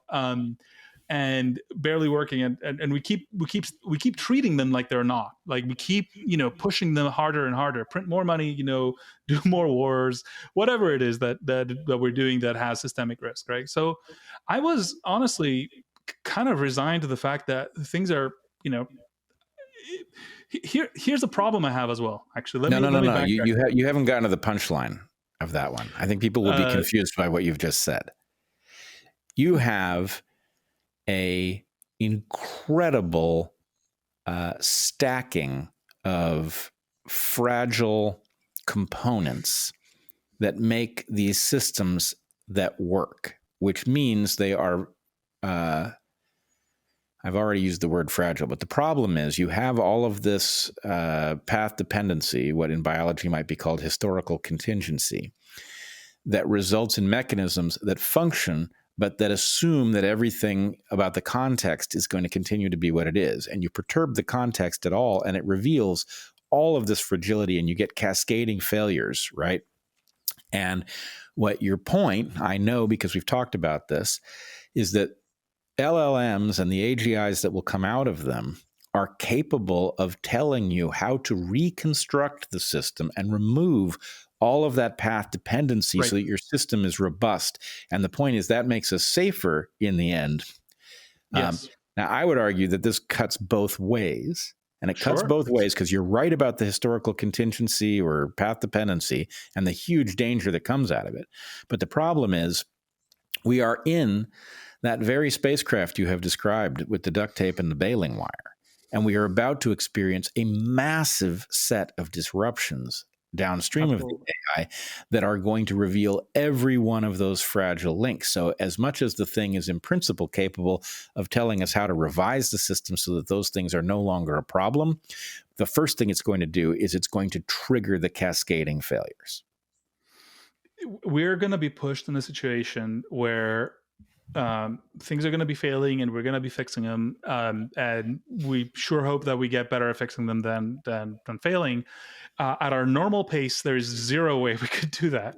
Thankfully, we have LLMs. So it is going to be chaotic. It is going to be there's going to be adjustments. What is it? Discovery of all sorts of minima and maxima that we previously thought we knew, and all of a sudden they're all The only thing I'm saying is that there are end games, or at least mid games, visible, where we have drastically simplified the stack below our conscious level of everyday civilization, and improved it a lot. Right. And the thing with, by the way, with path dependency and context dependency is not just that the things that we have are made for today. A lot of the things are not made for today. Right. They were made for, there's COBOL running for the banking system is run by COBOL. Like, is that because that's the best programming language to use today? Hell no.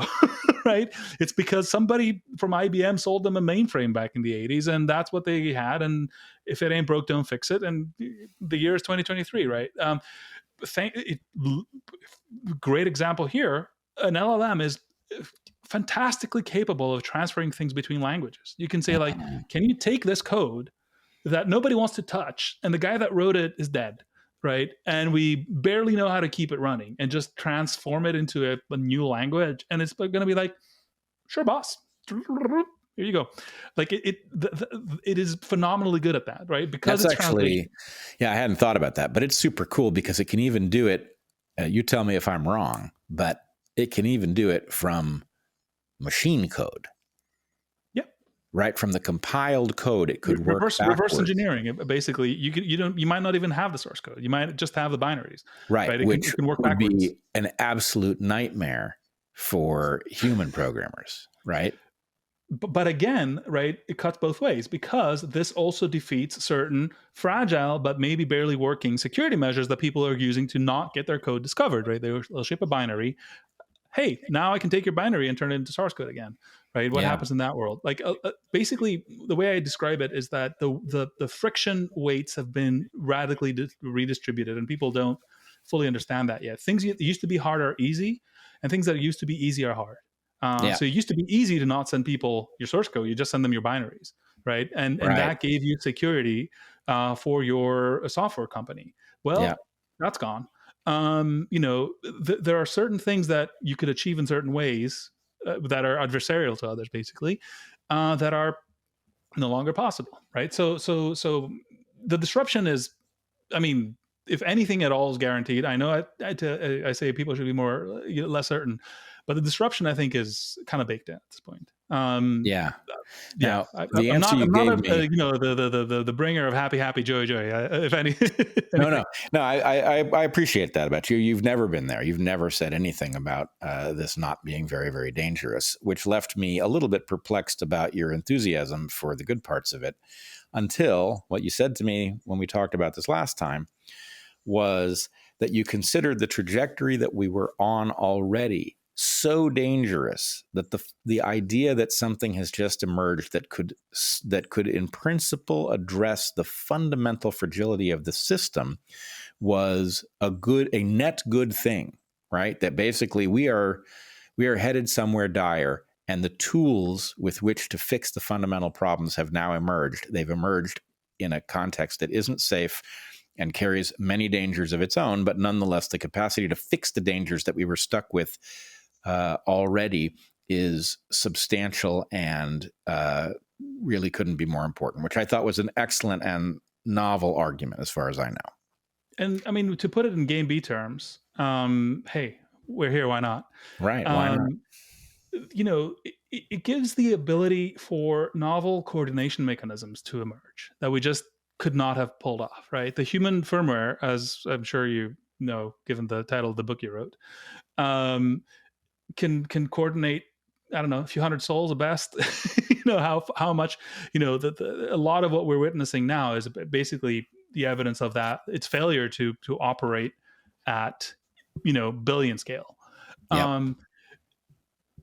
And really the bull case, to use a financial term here, is that hey, wouldn't it be amazing if something could create an adjusting abstraction layer, so to speak, that could actually scale our native firmware, make things feel natural while we are coordinating 8 billion people, make our reputation scale, for instance, right? Reputation used to mean something. People didn't lie for a reason. And turns out that's the strategy of lying now is people do it less honestly than they probably could, because we're still like going on momentum, but it kind of works, right? If you know what you're doing, and if you've done it enough, you practice enough, you can do it well. So but all of that used to be kept in check, and my sort of bull case for the for the people who like complex systems is not that we will make novel systems. I mean, we'll do some of that, but maybe we can kick some of the old systems back into functioning mode. Yeah, no, I like this idea too. There are many problems in game theory that are actually trivially simple to solve on paper and devilishly difficult to solve in practice. And that this actually, even, forget a billion people, even just solving a problem inside of an organization so that people's Right. interests align can be very difficult because of game theory that upends you. I can see obvious ways that even just today you could have this thing build a structure that would solve some of those issues, and that could be a very positive thing. Yep. So anyway, that's good stuff.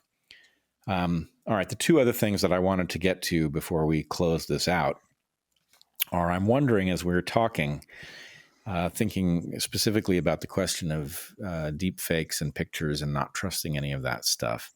I'm wondering if film and possibly other analog technologies are about to make a comeback, because they might actually provide an evidentiary value that cannot be recovered in the digital world, right? In other words, the chaotic distribution of silver grains in an emulsion on film is a much easier thing to establish is organic than a set of pixels that could have been individually placed by an AI about an event that never took place, right? In other words, how do you get the silver grains on that film to lie? It's a much harder problem. And therefore, if the film says something, it's much more likely to actually represent something that took place in front of a lens. So I'm not sure about that one, but I think it speaks to something that will almost certainly have to happen, which is costly signals are about to come back. Yep. Right. So, I think we've been spoiled by modernity being able to do seemingly impossible things like, get a message from A to B immediately and whatever, right? Which, is possible because we got antennas, but then, again, those systems were good while they lasted, and now they're compromised, right? And not even everybody knows that they are, but whatever.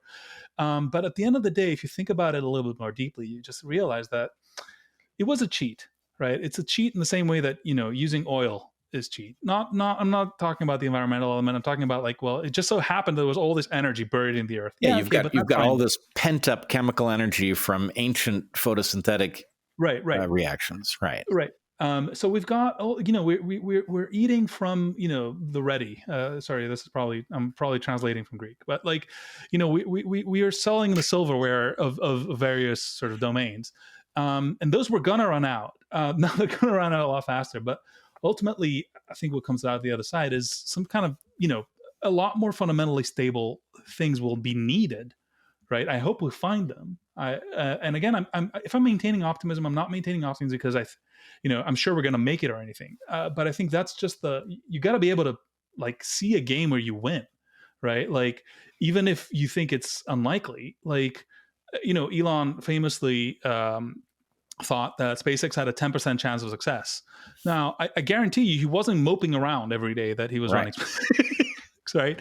He was like, let's make that 10, 11. Let's keep, what is it? Success as a possible outcome. Yeah. It's a famous Elonism, right? Let's keep success as a possible outcome here. What do we have to do? Right. That's the question for me, is not like how doomed are we? Though, again, I recognize that there are definitely some really dangerous scenarios from prosaic to pretty, imaginative. The question is, what do we have to do to get to the other side of this? And let's do it. I mean, what else are we going to do? We got children, we got families, we Right. got cultures that we got to save. So, I mean, I agree with that motivation. I would also add one thing from evolutionary biology space, which will be well familiar to you. The fact is, civilization, we can describe it as a collection of systems that are linked together with duct tape and baling wire and other indications of path dependency.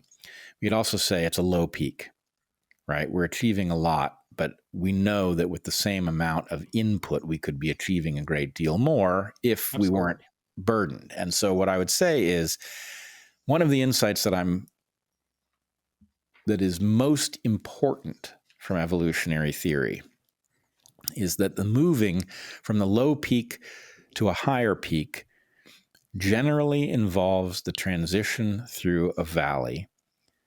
And I know it has been useful in my own navigation. That means the valley tends to be a place of uncertainty, of great danger, and a lot of confusion, because it's not the two-dimensional version of this model that is often put on a chalkboard.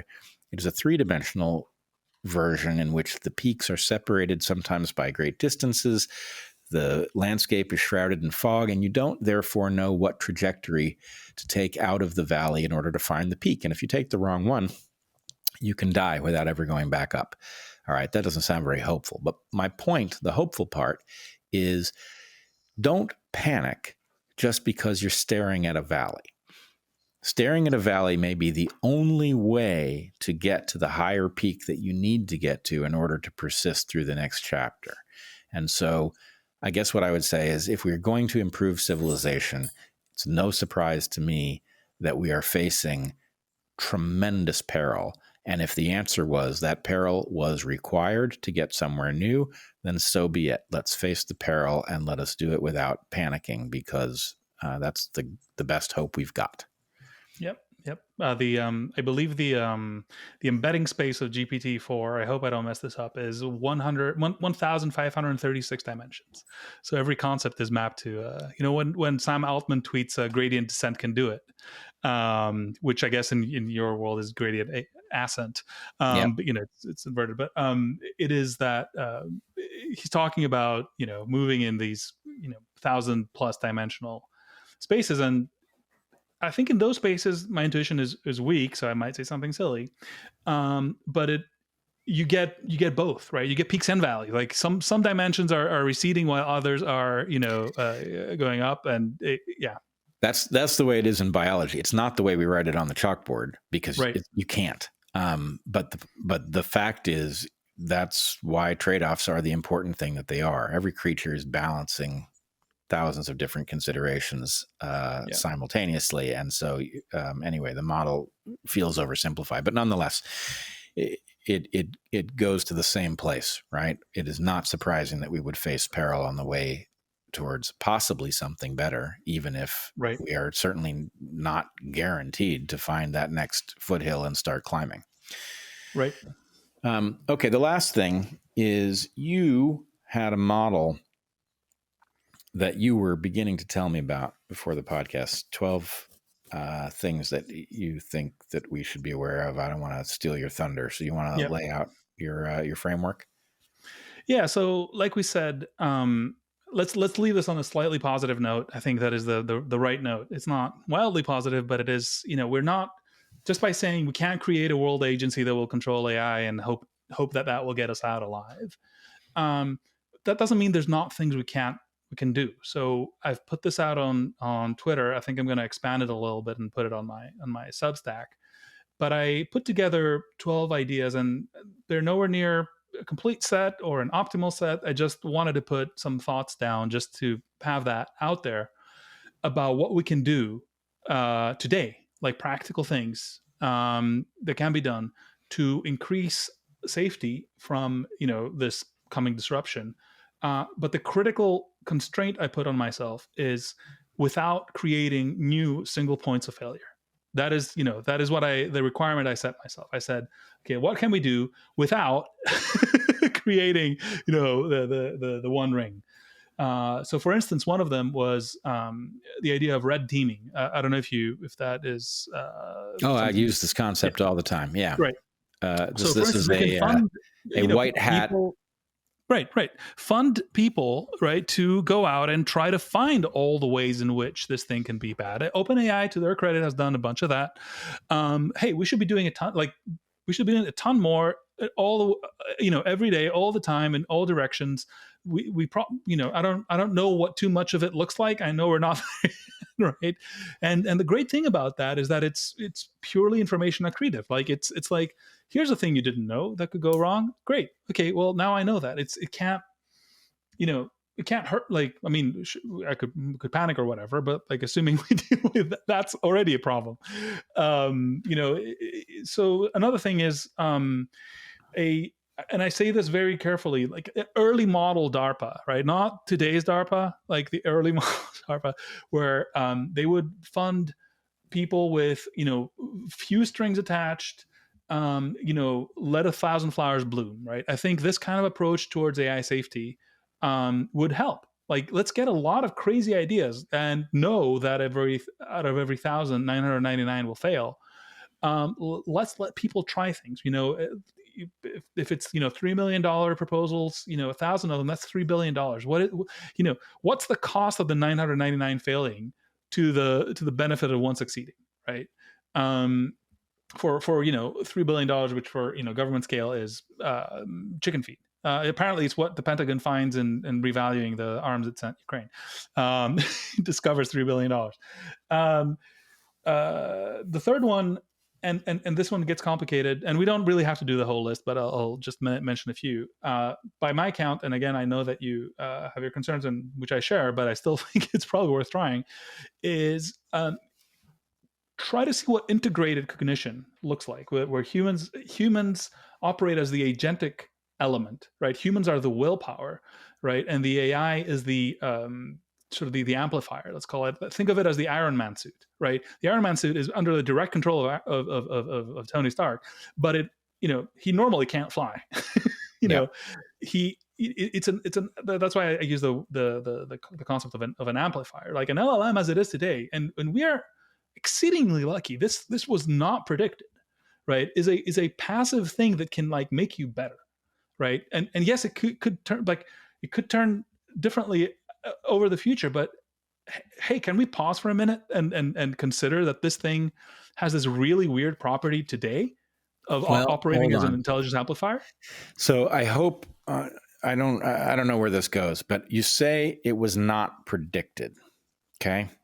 I do feel that in the essay that I wrote in 2016, which I believe you have read, which is not public yet. I'm going to make it public, as I've promised to do, and there have been some delays about the practical side of that. But nonetheless, I did, if I remember it correctly, predict that AGI was going to emerge from a program that was not exactly like this, but was very close to it. And so I don't know if that counts as predicting. I think what you're saying when you say it wasn't predicted that an AGI would be able to interact with regular folks who could prompt it in their own language. I as we kind of spoke offline, I think your the model you presented, it opens up a bouquet of possibilities of how to do it. And I think what happened is actually one of those. It fits that pattern. Yep. But the interesting property I'm talking about is the fact that it's kind of sitting there, right? It's basically a glorified lookup table. It's not going around and doing things. It doesn't want anything. Like it's just kind of, it's not even really trying to help you, right? I thought about this the other day. It's not even saying, hey, it looks like you're struggling to do this. Would you like me to help you? No, it's just like, here's an answer to your question. That's that. Let me see if I'm getting at the property you're talking about correctly. It's almost like a static explorer of the collective mind. where you can now walk into the collective mind and you can say, well, maybe here's a thought that we've never brought to consciousness before, but surely if we did, some things would emerge. What would we say if we suddenly became conscious of this question? And you can walk over to the quadrant in this static rendering of our mind, which exists at some level of resolution and no greater. But anyway, it's good enough that you can walk over to some fraction of the collective mind and see what it would think about something and get back an answer that is interpretable. The mission statement of Google, I'm sure you know it by heart, but I might be one of the people that does, is to organize the world's information and make it universally accessible and useful, right? Yeah. This is, large language models are far closer to that sort of glorified search engine vibe, right? It's an idealized search engine of sorts than they are to, you and me, like people, right? That's kind of what I'm trying to get at. It's like, it's going to give you information. It can, as you say, it can reach into all the little threads of thought that we've put out there over the years, right? It's kind of absorbed all of them and turned them into a rope that it can access and can reach into it in weird ways that we probably couldn't. But again, it is genuinely strange. And I guess what I'm saying is that, like, while we're worried about the agency element that will be strapped on top of it at some point, let's realize that it can be the agency that it's strapped onto could be human, right? Like there's the way Elon says it about Neuralink, and I know there's a lot of controversy in the neuroscience space and whatever, is that you got I don't know if it's the basal ganglia or the lizard brain or whatever you want to call it, the more evolutionarily ancient levels of the brain, being somewhat in control of the newer and more capable ones. The question is, can we turn these technologies into a third layer, right? That continues that pattern. Yep. And I don't know if to some degree it is. This is what we're doing, right? Like when I play a guitar, I don't think about the guitar. I think about the sound I want to make, right? At some point, it's just absorbed into my body plan. And when we use, sometimes now I'll have a question and I won't like try to remember the answer. I'll just plug it into ChatGPT because that's kind of absorbed into my body plan too, apparently. So the question is, can we do more of that, and not because we, for the fun of it, though, I'm sure there's going to be some fun that comes of it. But for the purpose that if AGI is going to come, I think it's in our sort of interest to get there first, right? Yep. The first thing is human based rather than other based. Right. And that essay of mine that you read, I think suggests a mechanism for doing this, which anyway, when I deploy that essay, I'm going to tack on a modern addendum and talk about what I think the path forward is for AI safety. Anyway, there's a bunch of these, and we don't have to go through the whole thing, but if people want to find it on Twitter, I have a tweet called "My Suggestions for Reducing AI Risk Without Creating Novel Single Points of Failure." And there's a bunch of ideas in there. Perfect. All right. Alex, I want to start. This is unkind of me, maybe, but you and I are friends, and I hope you will trust me to do it. I want to start by taking you to task for something, and I'm doing this for what I at least imagine is the greater good. Here's what I see. Lots of people are becoming aware of you. I know more than a couple of people who dislike you intensely and see things in you that I know aren't there, because you and I are friends. You and I know each other in person. I know your marvelous family. There's no truth to what people imagine must be going on with you. And I think as your friend, I have a little insight into what they have misunderstood. But in order to unpack this so that maybe people will, or those people who don't like you will come around to a more nuanced perspective, I do think that I need to make a point to you too about why it is that you're so easily misinterpreted. So you game? Let's do it. All right. So what I see, and you and I met during COVID. You, in fact, were brought into a project to evaluate whether the accusations that were being leveled at Heather and me were accurate, that we were uninformed, spreading misinformation about COVID. And you ran a project called Better Skeptics, which evaluated the claims that we had made errors. And after this project, you and I came to know each other. The project itself concluded that there were a few small places where we had misstepped, but that in general we had been very good about being accurate, and where we had been inaccurate, correcting the record of our own volition, and not needing to be taken to task. So in any case, thank you for doing that. Actually, it meant a great deal to us, even if the world didn't hear much of what you came up with. If it's a good use of time, it is. I do think back to the report we wrote right after that project, and I think it says a lot, and it actually might even touch on the AI question we'll get to later. But it proved to me that it is possible, by just sitting down and taking thorny questions and varied inputs and going into the sources, to figure stuff out that is completely counter to the narrative and becomes stories later, right? Like, so for instance, when the recently one of the Pfizer executives said at the European Commission, we didn't test it for transmission, and lots of people, even Elon, I think somewhere, is like, why wasn't this made clear? It was. It was, sorry, but like, forget what the public health establishment said.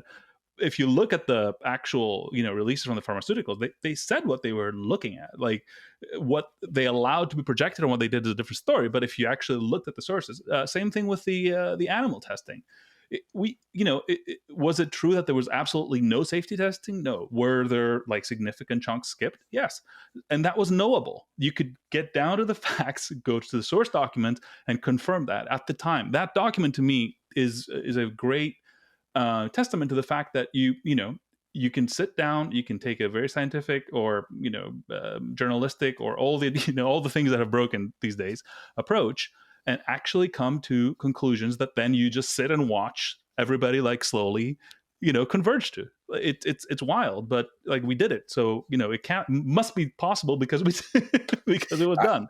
I actually think that is one of the biggest lessons of the entire COVID so-called pandemic, is that these topics were difficult, but they were made far more difficult than they needed to be. In fact, you needed a basic willingness to rationally evaluate and to exert some kind of standard over what information you thought was credible enough to process.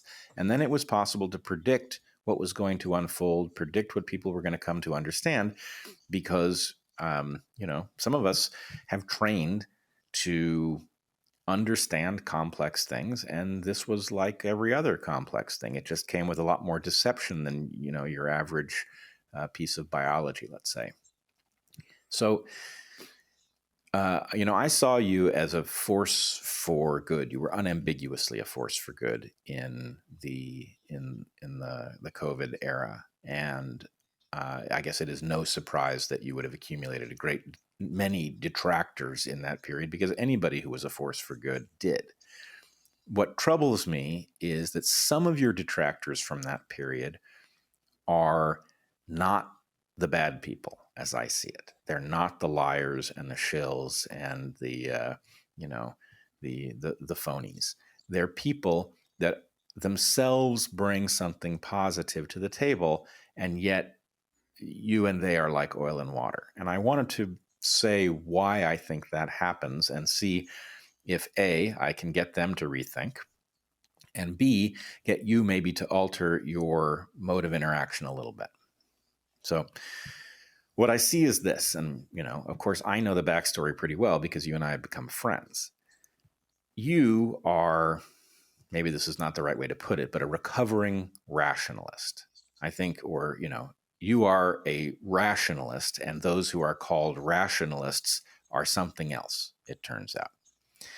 And I think you feel an obligation, because it's really part of the rationalist code, to hold other rationalists who are not living up to that code to the standard, right?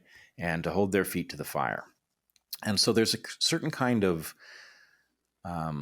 delight I see in you as you set the record straight on people who are rationalizing about matters of life and death, who are demonizing the wrong folks because, well, for whatever reason.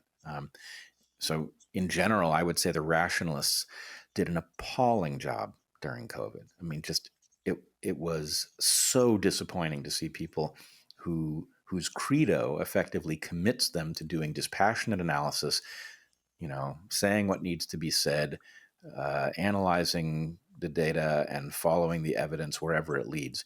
If that's the flag you've planted in the ground and then you don't do it, it's worse than having done nothing at all, because you've effectively advertised that if there was something up that just was way off and easily detected, you'd be the people to spot it. And if you don't spot it, or maybe you do spot it and you rationalize not talking about it because it's frightening to you, then you're doing harm, right? It's a case in which the absence of rationalists sounding the alarm over the absolute nonsense that was being broadcast over COVID suggests that that nonsense was higher quality than it was, because surely the rationalists would have spotted it if it wasn't. Oh, So, it's worse than that. They, by my count, they became the stormtroopers for the establishment, right? It was, even without them like saying something, there was this group that was advertising themselves as who you're going to call Ghostbusters, but when they came, they brought more ghosts.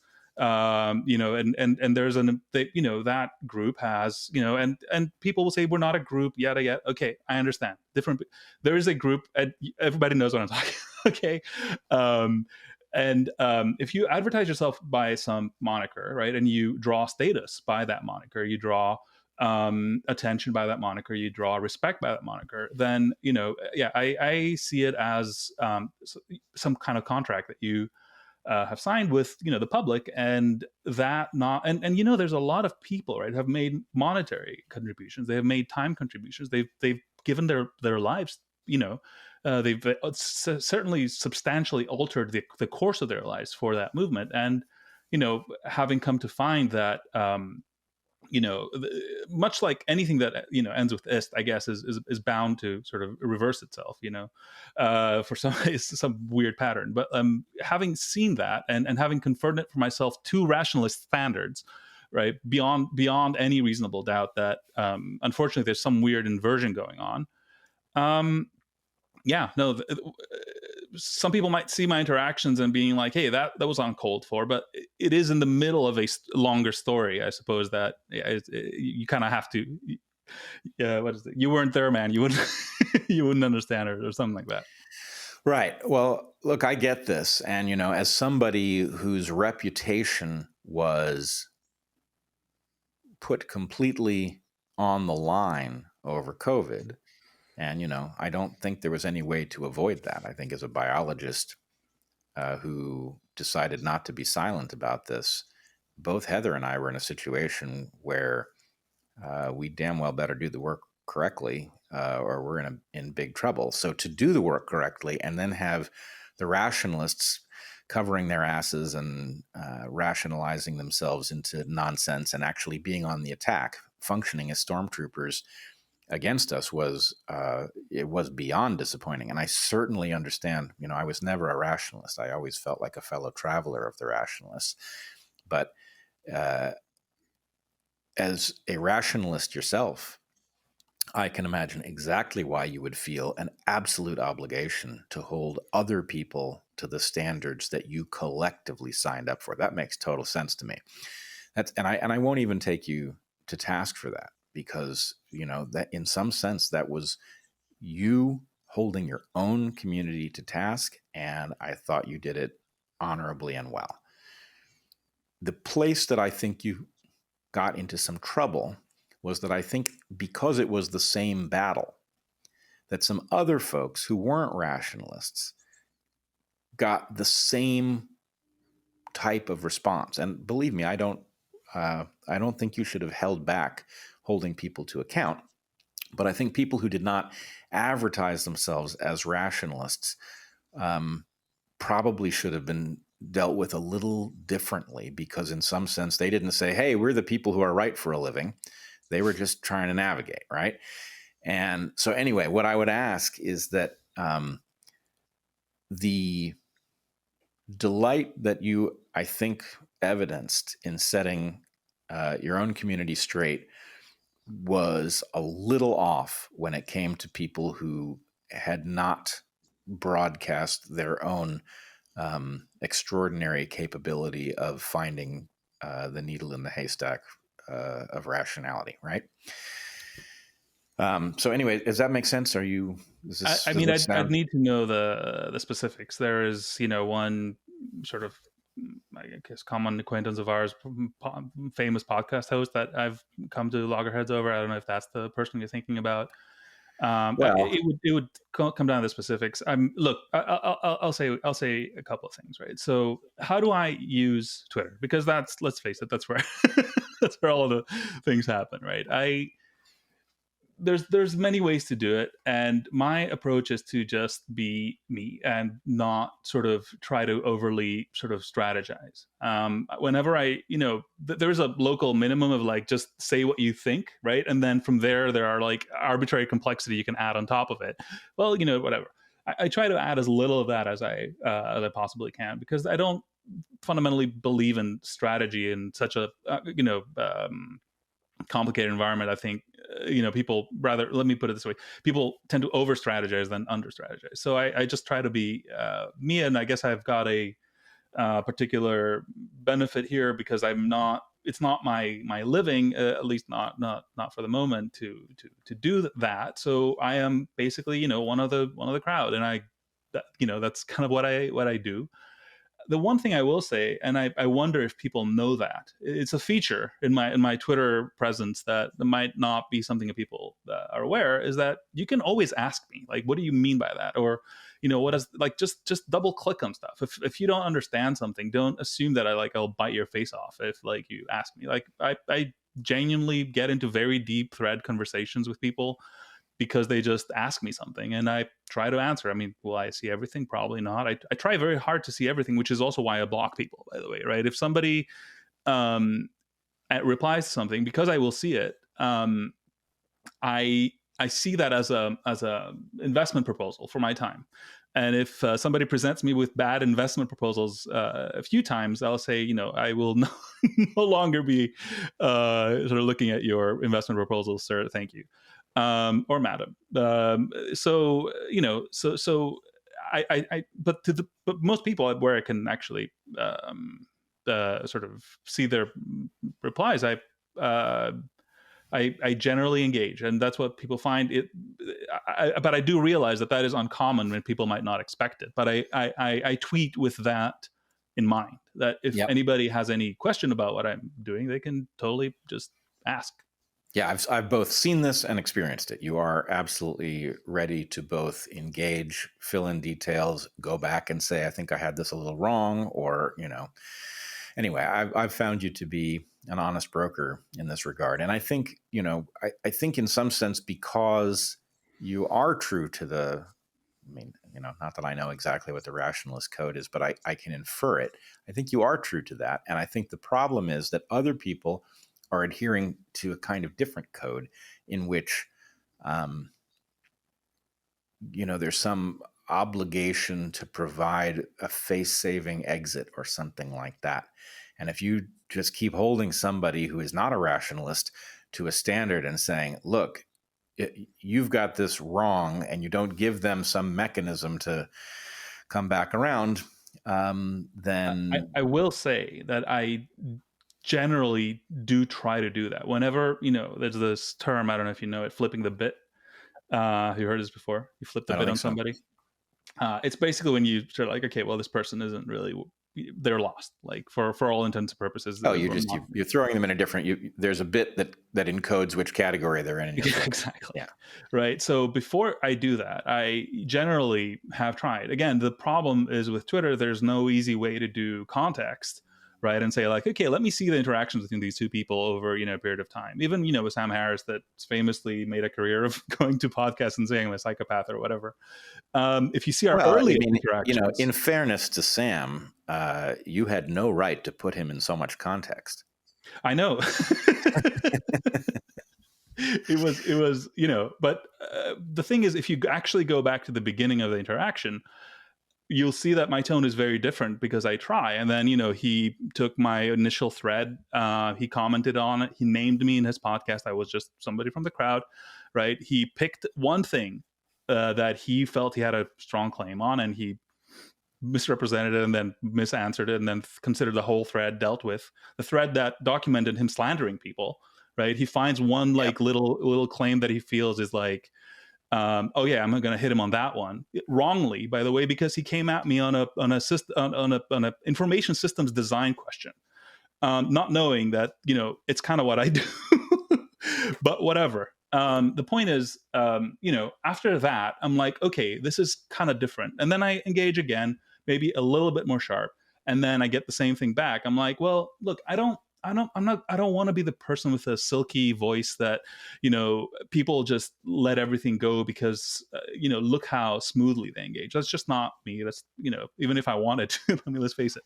So I try the other thing where I'm like, okay, look, I'm just going to try. I'm going to try to engage, and if it doesn't work, then I now know something that I feel I need to engage with, to actually like convey. And if I'm wrong, again, we're going back to the double click thing where you're like, people are gonna be like, hey, are you sure you said it? I was like, look over there, and are you sure he saw it? I'm like, he commented on it. Like he must have seen it, right? So I'll say one more thing, and at the at the risk of sort of over broadening, one thing I learned during the pandemic is a pattern where people with large platforms um, will make some claims that are false claims, some claims that are defamatory claims, right? And they then when sort of well constructed response comes back, where it's like, okay, you said this is not true, here's the evidence, here's the receipts, whatever. They will do the thing where they don't respond and they kind of run to their audience where they make some claims to to their home team and sort of just hope to get away with it. Like people with large audiences, you can trick yourself, right? Because hey, all of my followers are telling me I'm great, so it must be fine. And I think that has been toxic, right? That's probably what killed the IDW by my It's count. been Anyway, worse than toxic. It is also like an API that lets the propagandistic enemy capture people, right? In other words, to the extent that you are monitoring some audience that is large enough that you don't know who or what is in it, right? And you are using it as a guide for whether or not you've got things right, then right, something that wishes to steer you can do it with the equivalent of applause, right? I right. mean, I think Eric But it rightly doesn't coined. even, it's not even necessary. That's how it's going to happen regardless. I mean, sure, there's more surreptitious methods that can be employed, but I'm just saying the natural force is people who watch you because they like you and they have some warm feelings about you. So if you ask them, was I right about this? They're probably going to say yes. And even if they don't agree with you, they're probably not going to say that. So you kind of feel like, okay, well, we're good. And really, the fact that there wasn't a way to actually get people on a neutral basis to get together and discuss stuff, right, with some sort of neutral-ish like mediator if need be, but like without a platform advantage, right? So even when with Scott Alexander, when I got into this very long conversation, how did it end? Like he picked out some things, he mixed up some others, sort of misstated some of my claims to his audience, and that was that. He responded, right? What am I going to do now? I can continue the conversation, but it's going to end the same way. So it's utterly frustrating from the point of view of the audience, right? Like I feel like I'm part of the audience, at least for now, to see that play out. And sometimes it comes out probably not in the best ways, but that's yeah. Look, I hear you, right? And it's not that I don't know that sometimes my tone is not what I would like it to be.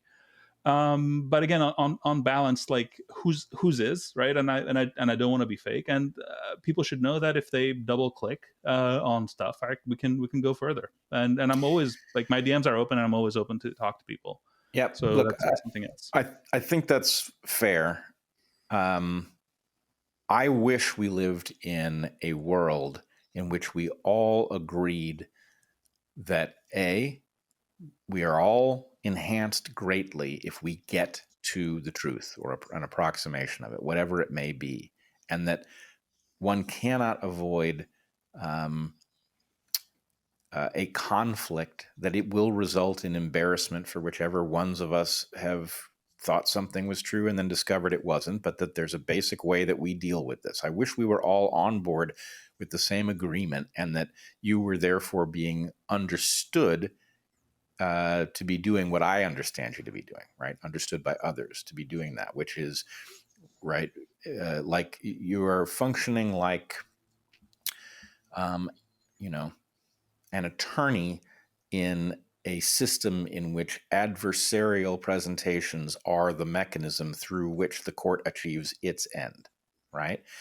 And I think others are involved in different codes, none of which are stated, or very few of them have stated these codes, and so there's a conflict between them. But in any case, I would say, just from the point of view of actually getting to something that approximates the truth in some form that it is actually hearable by the maximum number of people, I would say a little bit of caution in how one presents is going to pay large dividends. Right. Actually, let me give you one example. And believe me, as you know, I have every reason not to be particularly inclined to defending Sam Harris.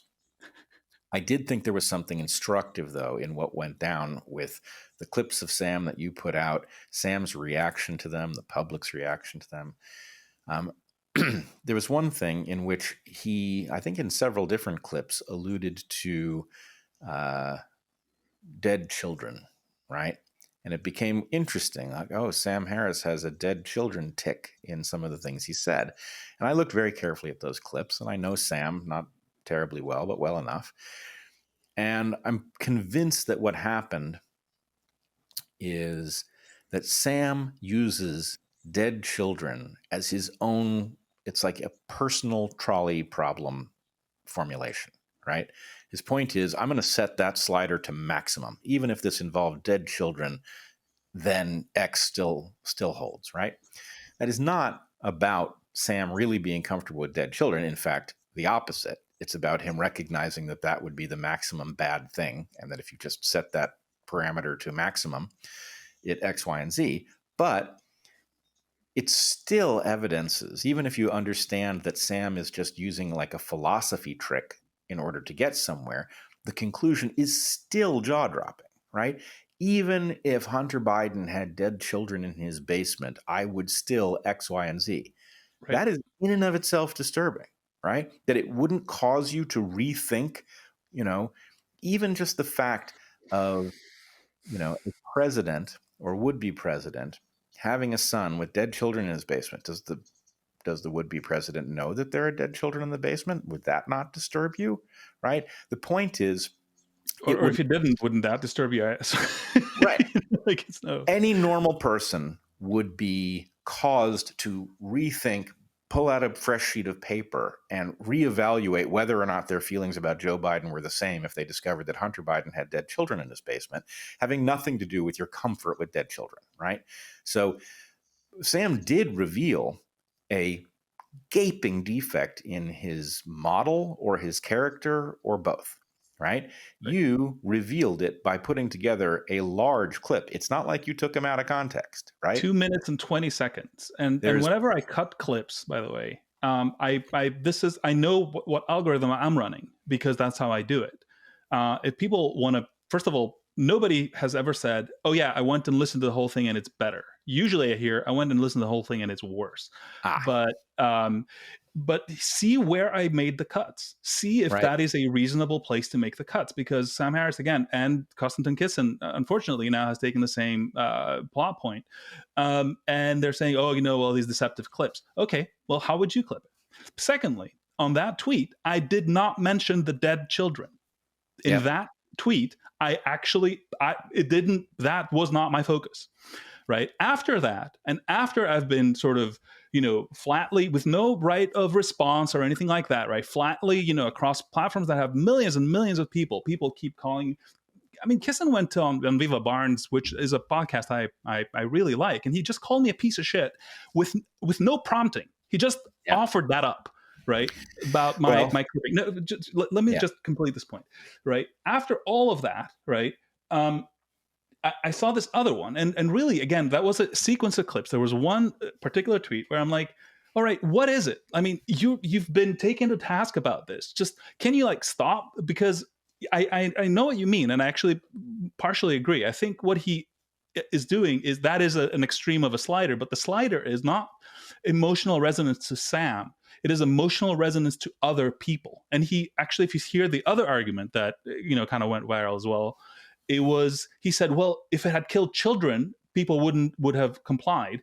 Meaning, if the impact was the same in terms of deaths, but it was children, which the normies kind of get moved by, then people would have complied.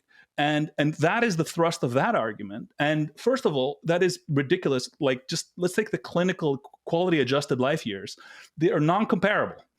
Okay, an 85-year-old and a 5-year-old are just different things. Secondly, you just Different things for had a thing. multiple reasons. I mean, we can't really even begin. I don't know what's happened to Sam Harris. I think he's a lot better than that. He's perfectly competent of understanding why that is a terrible argument to bring up, why that is a terrible argument to bring up that way. Regardless, I did my own analysis of that argument. I'm like, but ultimately, right, my Twitter page is my log where people can read my thoughts in the context that I write them. And will some tweet go viral? I mean, I don't know which tweets go viral. Honestly, the tweets I want to go viral don't, and the tweets I don't do. Right, so I don't control that. I just say what I think, and yeah, I do think hey, if you've gone into hot water for that, just don't do that anymore. But I do think he does it because he's trying to throw out a very bright light to sort of confuse. It's a confusing tactic, unfortunately, and I don't like to say that people are doing something surreptitious or whatever, but I've run it through my head in many ways. I can't come up with a better hypothesis than it is a thing that is supposed to cause an emotional reaction in the listener, not that Sam himself is particularly. I mean, look, I know he loves his children. I know that he doesn't want children to die or anything like that. Let's get that out of the way. But the use in argumentation is its function at the very least is such as to distract from the logical structure of the argument being made. And if you do a formal analysis, which I have done, you just it doesn't add anything at all. Well, you're just like, no, why would you do that? Why would you bring that up? It's worse than that because of course. Yeah, I know. It's worse than that. That is a very useful phrase, unfortunately.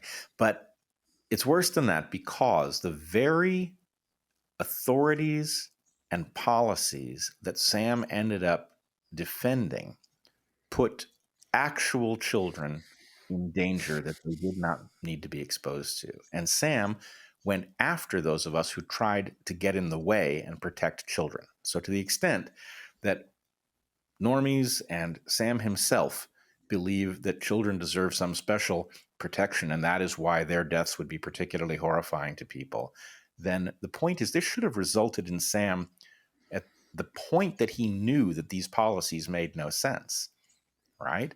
At the point he realized, oh, God, actually there is a problem with this vaccine, enough that I don't want any more of it, and that it shouldn't have been given to children, and especially male children who experience a greater risk of myocarditis, right? That should have caused him to go back and think, oh, not only have I been on the wrong side of that issue, but I've actually gone after people who were on the right side. I've said nasty things about people who were trying to prevent this, and actually, that should have forced him to an apology that I have yet to hear. we can go down that rabbit hole a lot. I think we're gonna need this podcast is gonna need a warning of like jump to. Yeah. Oh, it is going to need a warning. If you're here for the AI, jump to something like 34 minutes in. Yeah. You are on Twitter. Your handle is at Alexandros Marinos. Alexandros M. So it's my Alexandros first name M. plus yes, my full Greek first name plus my first letter of my last one. Sorry, I wasn't thinking about spellability at the time. Anyway, Alexandros M is my Twitter. And Substack? I think by the time this goes up, we're gonna me and Ryan, who you also know, are gonna have started YouTubing on a channel called Bootstrap AI that people can find, where we're gonna be experimenting with tools and basically on the same vein of like, how can we get more competent to use this thing for good? Cool. I mean, that's the question I'm interested If it's you and Ryan, I'm, of course, ethically concerned about what you all will get up to, but I know it's going to be fun. No, I'm kidding. Ryan is an absolute gem, and you two together are lightning in a bottle. So I'm excited about that. Substack, you are. Oh man, your phrase, the title of your Substack has become such a flashpoint for civilization.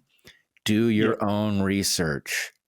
Yep. Do your own research used to be what being a rationalist meant, but apparently, and I chose it tongue in cheek. And honestly, if it turns off somebody, what are you going to do about it? But it's called Do Your Own Research at Substack.com. And I've got a lot of the pandemic content on there, but I think the latest essay actually is called, I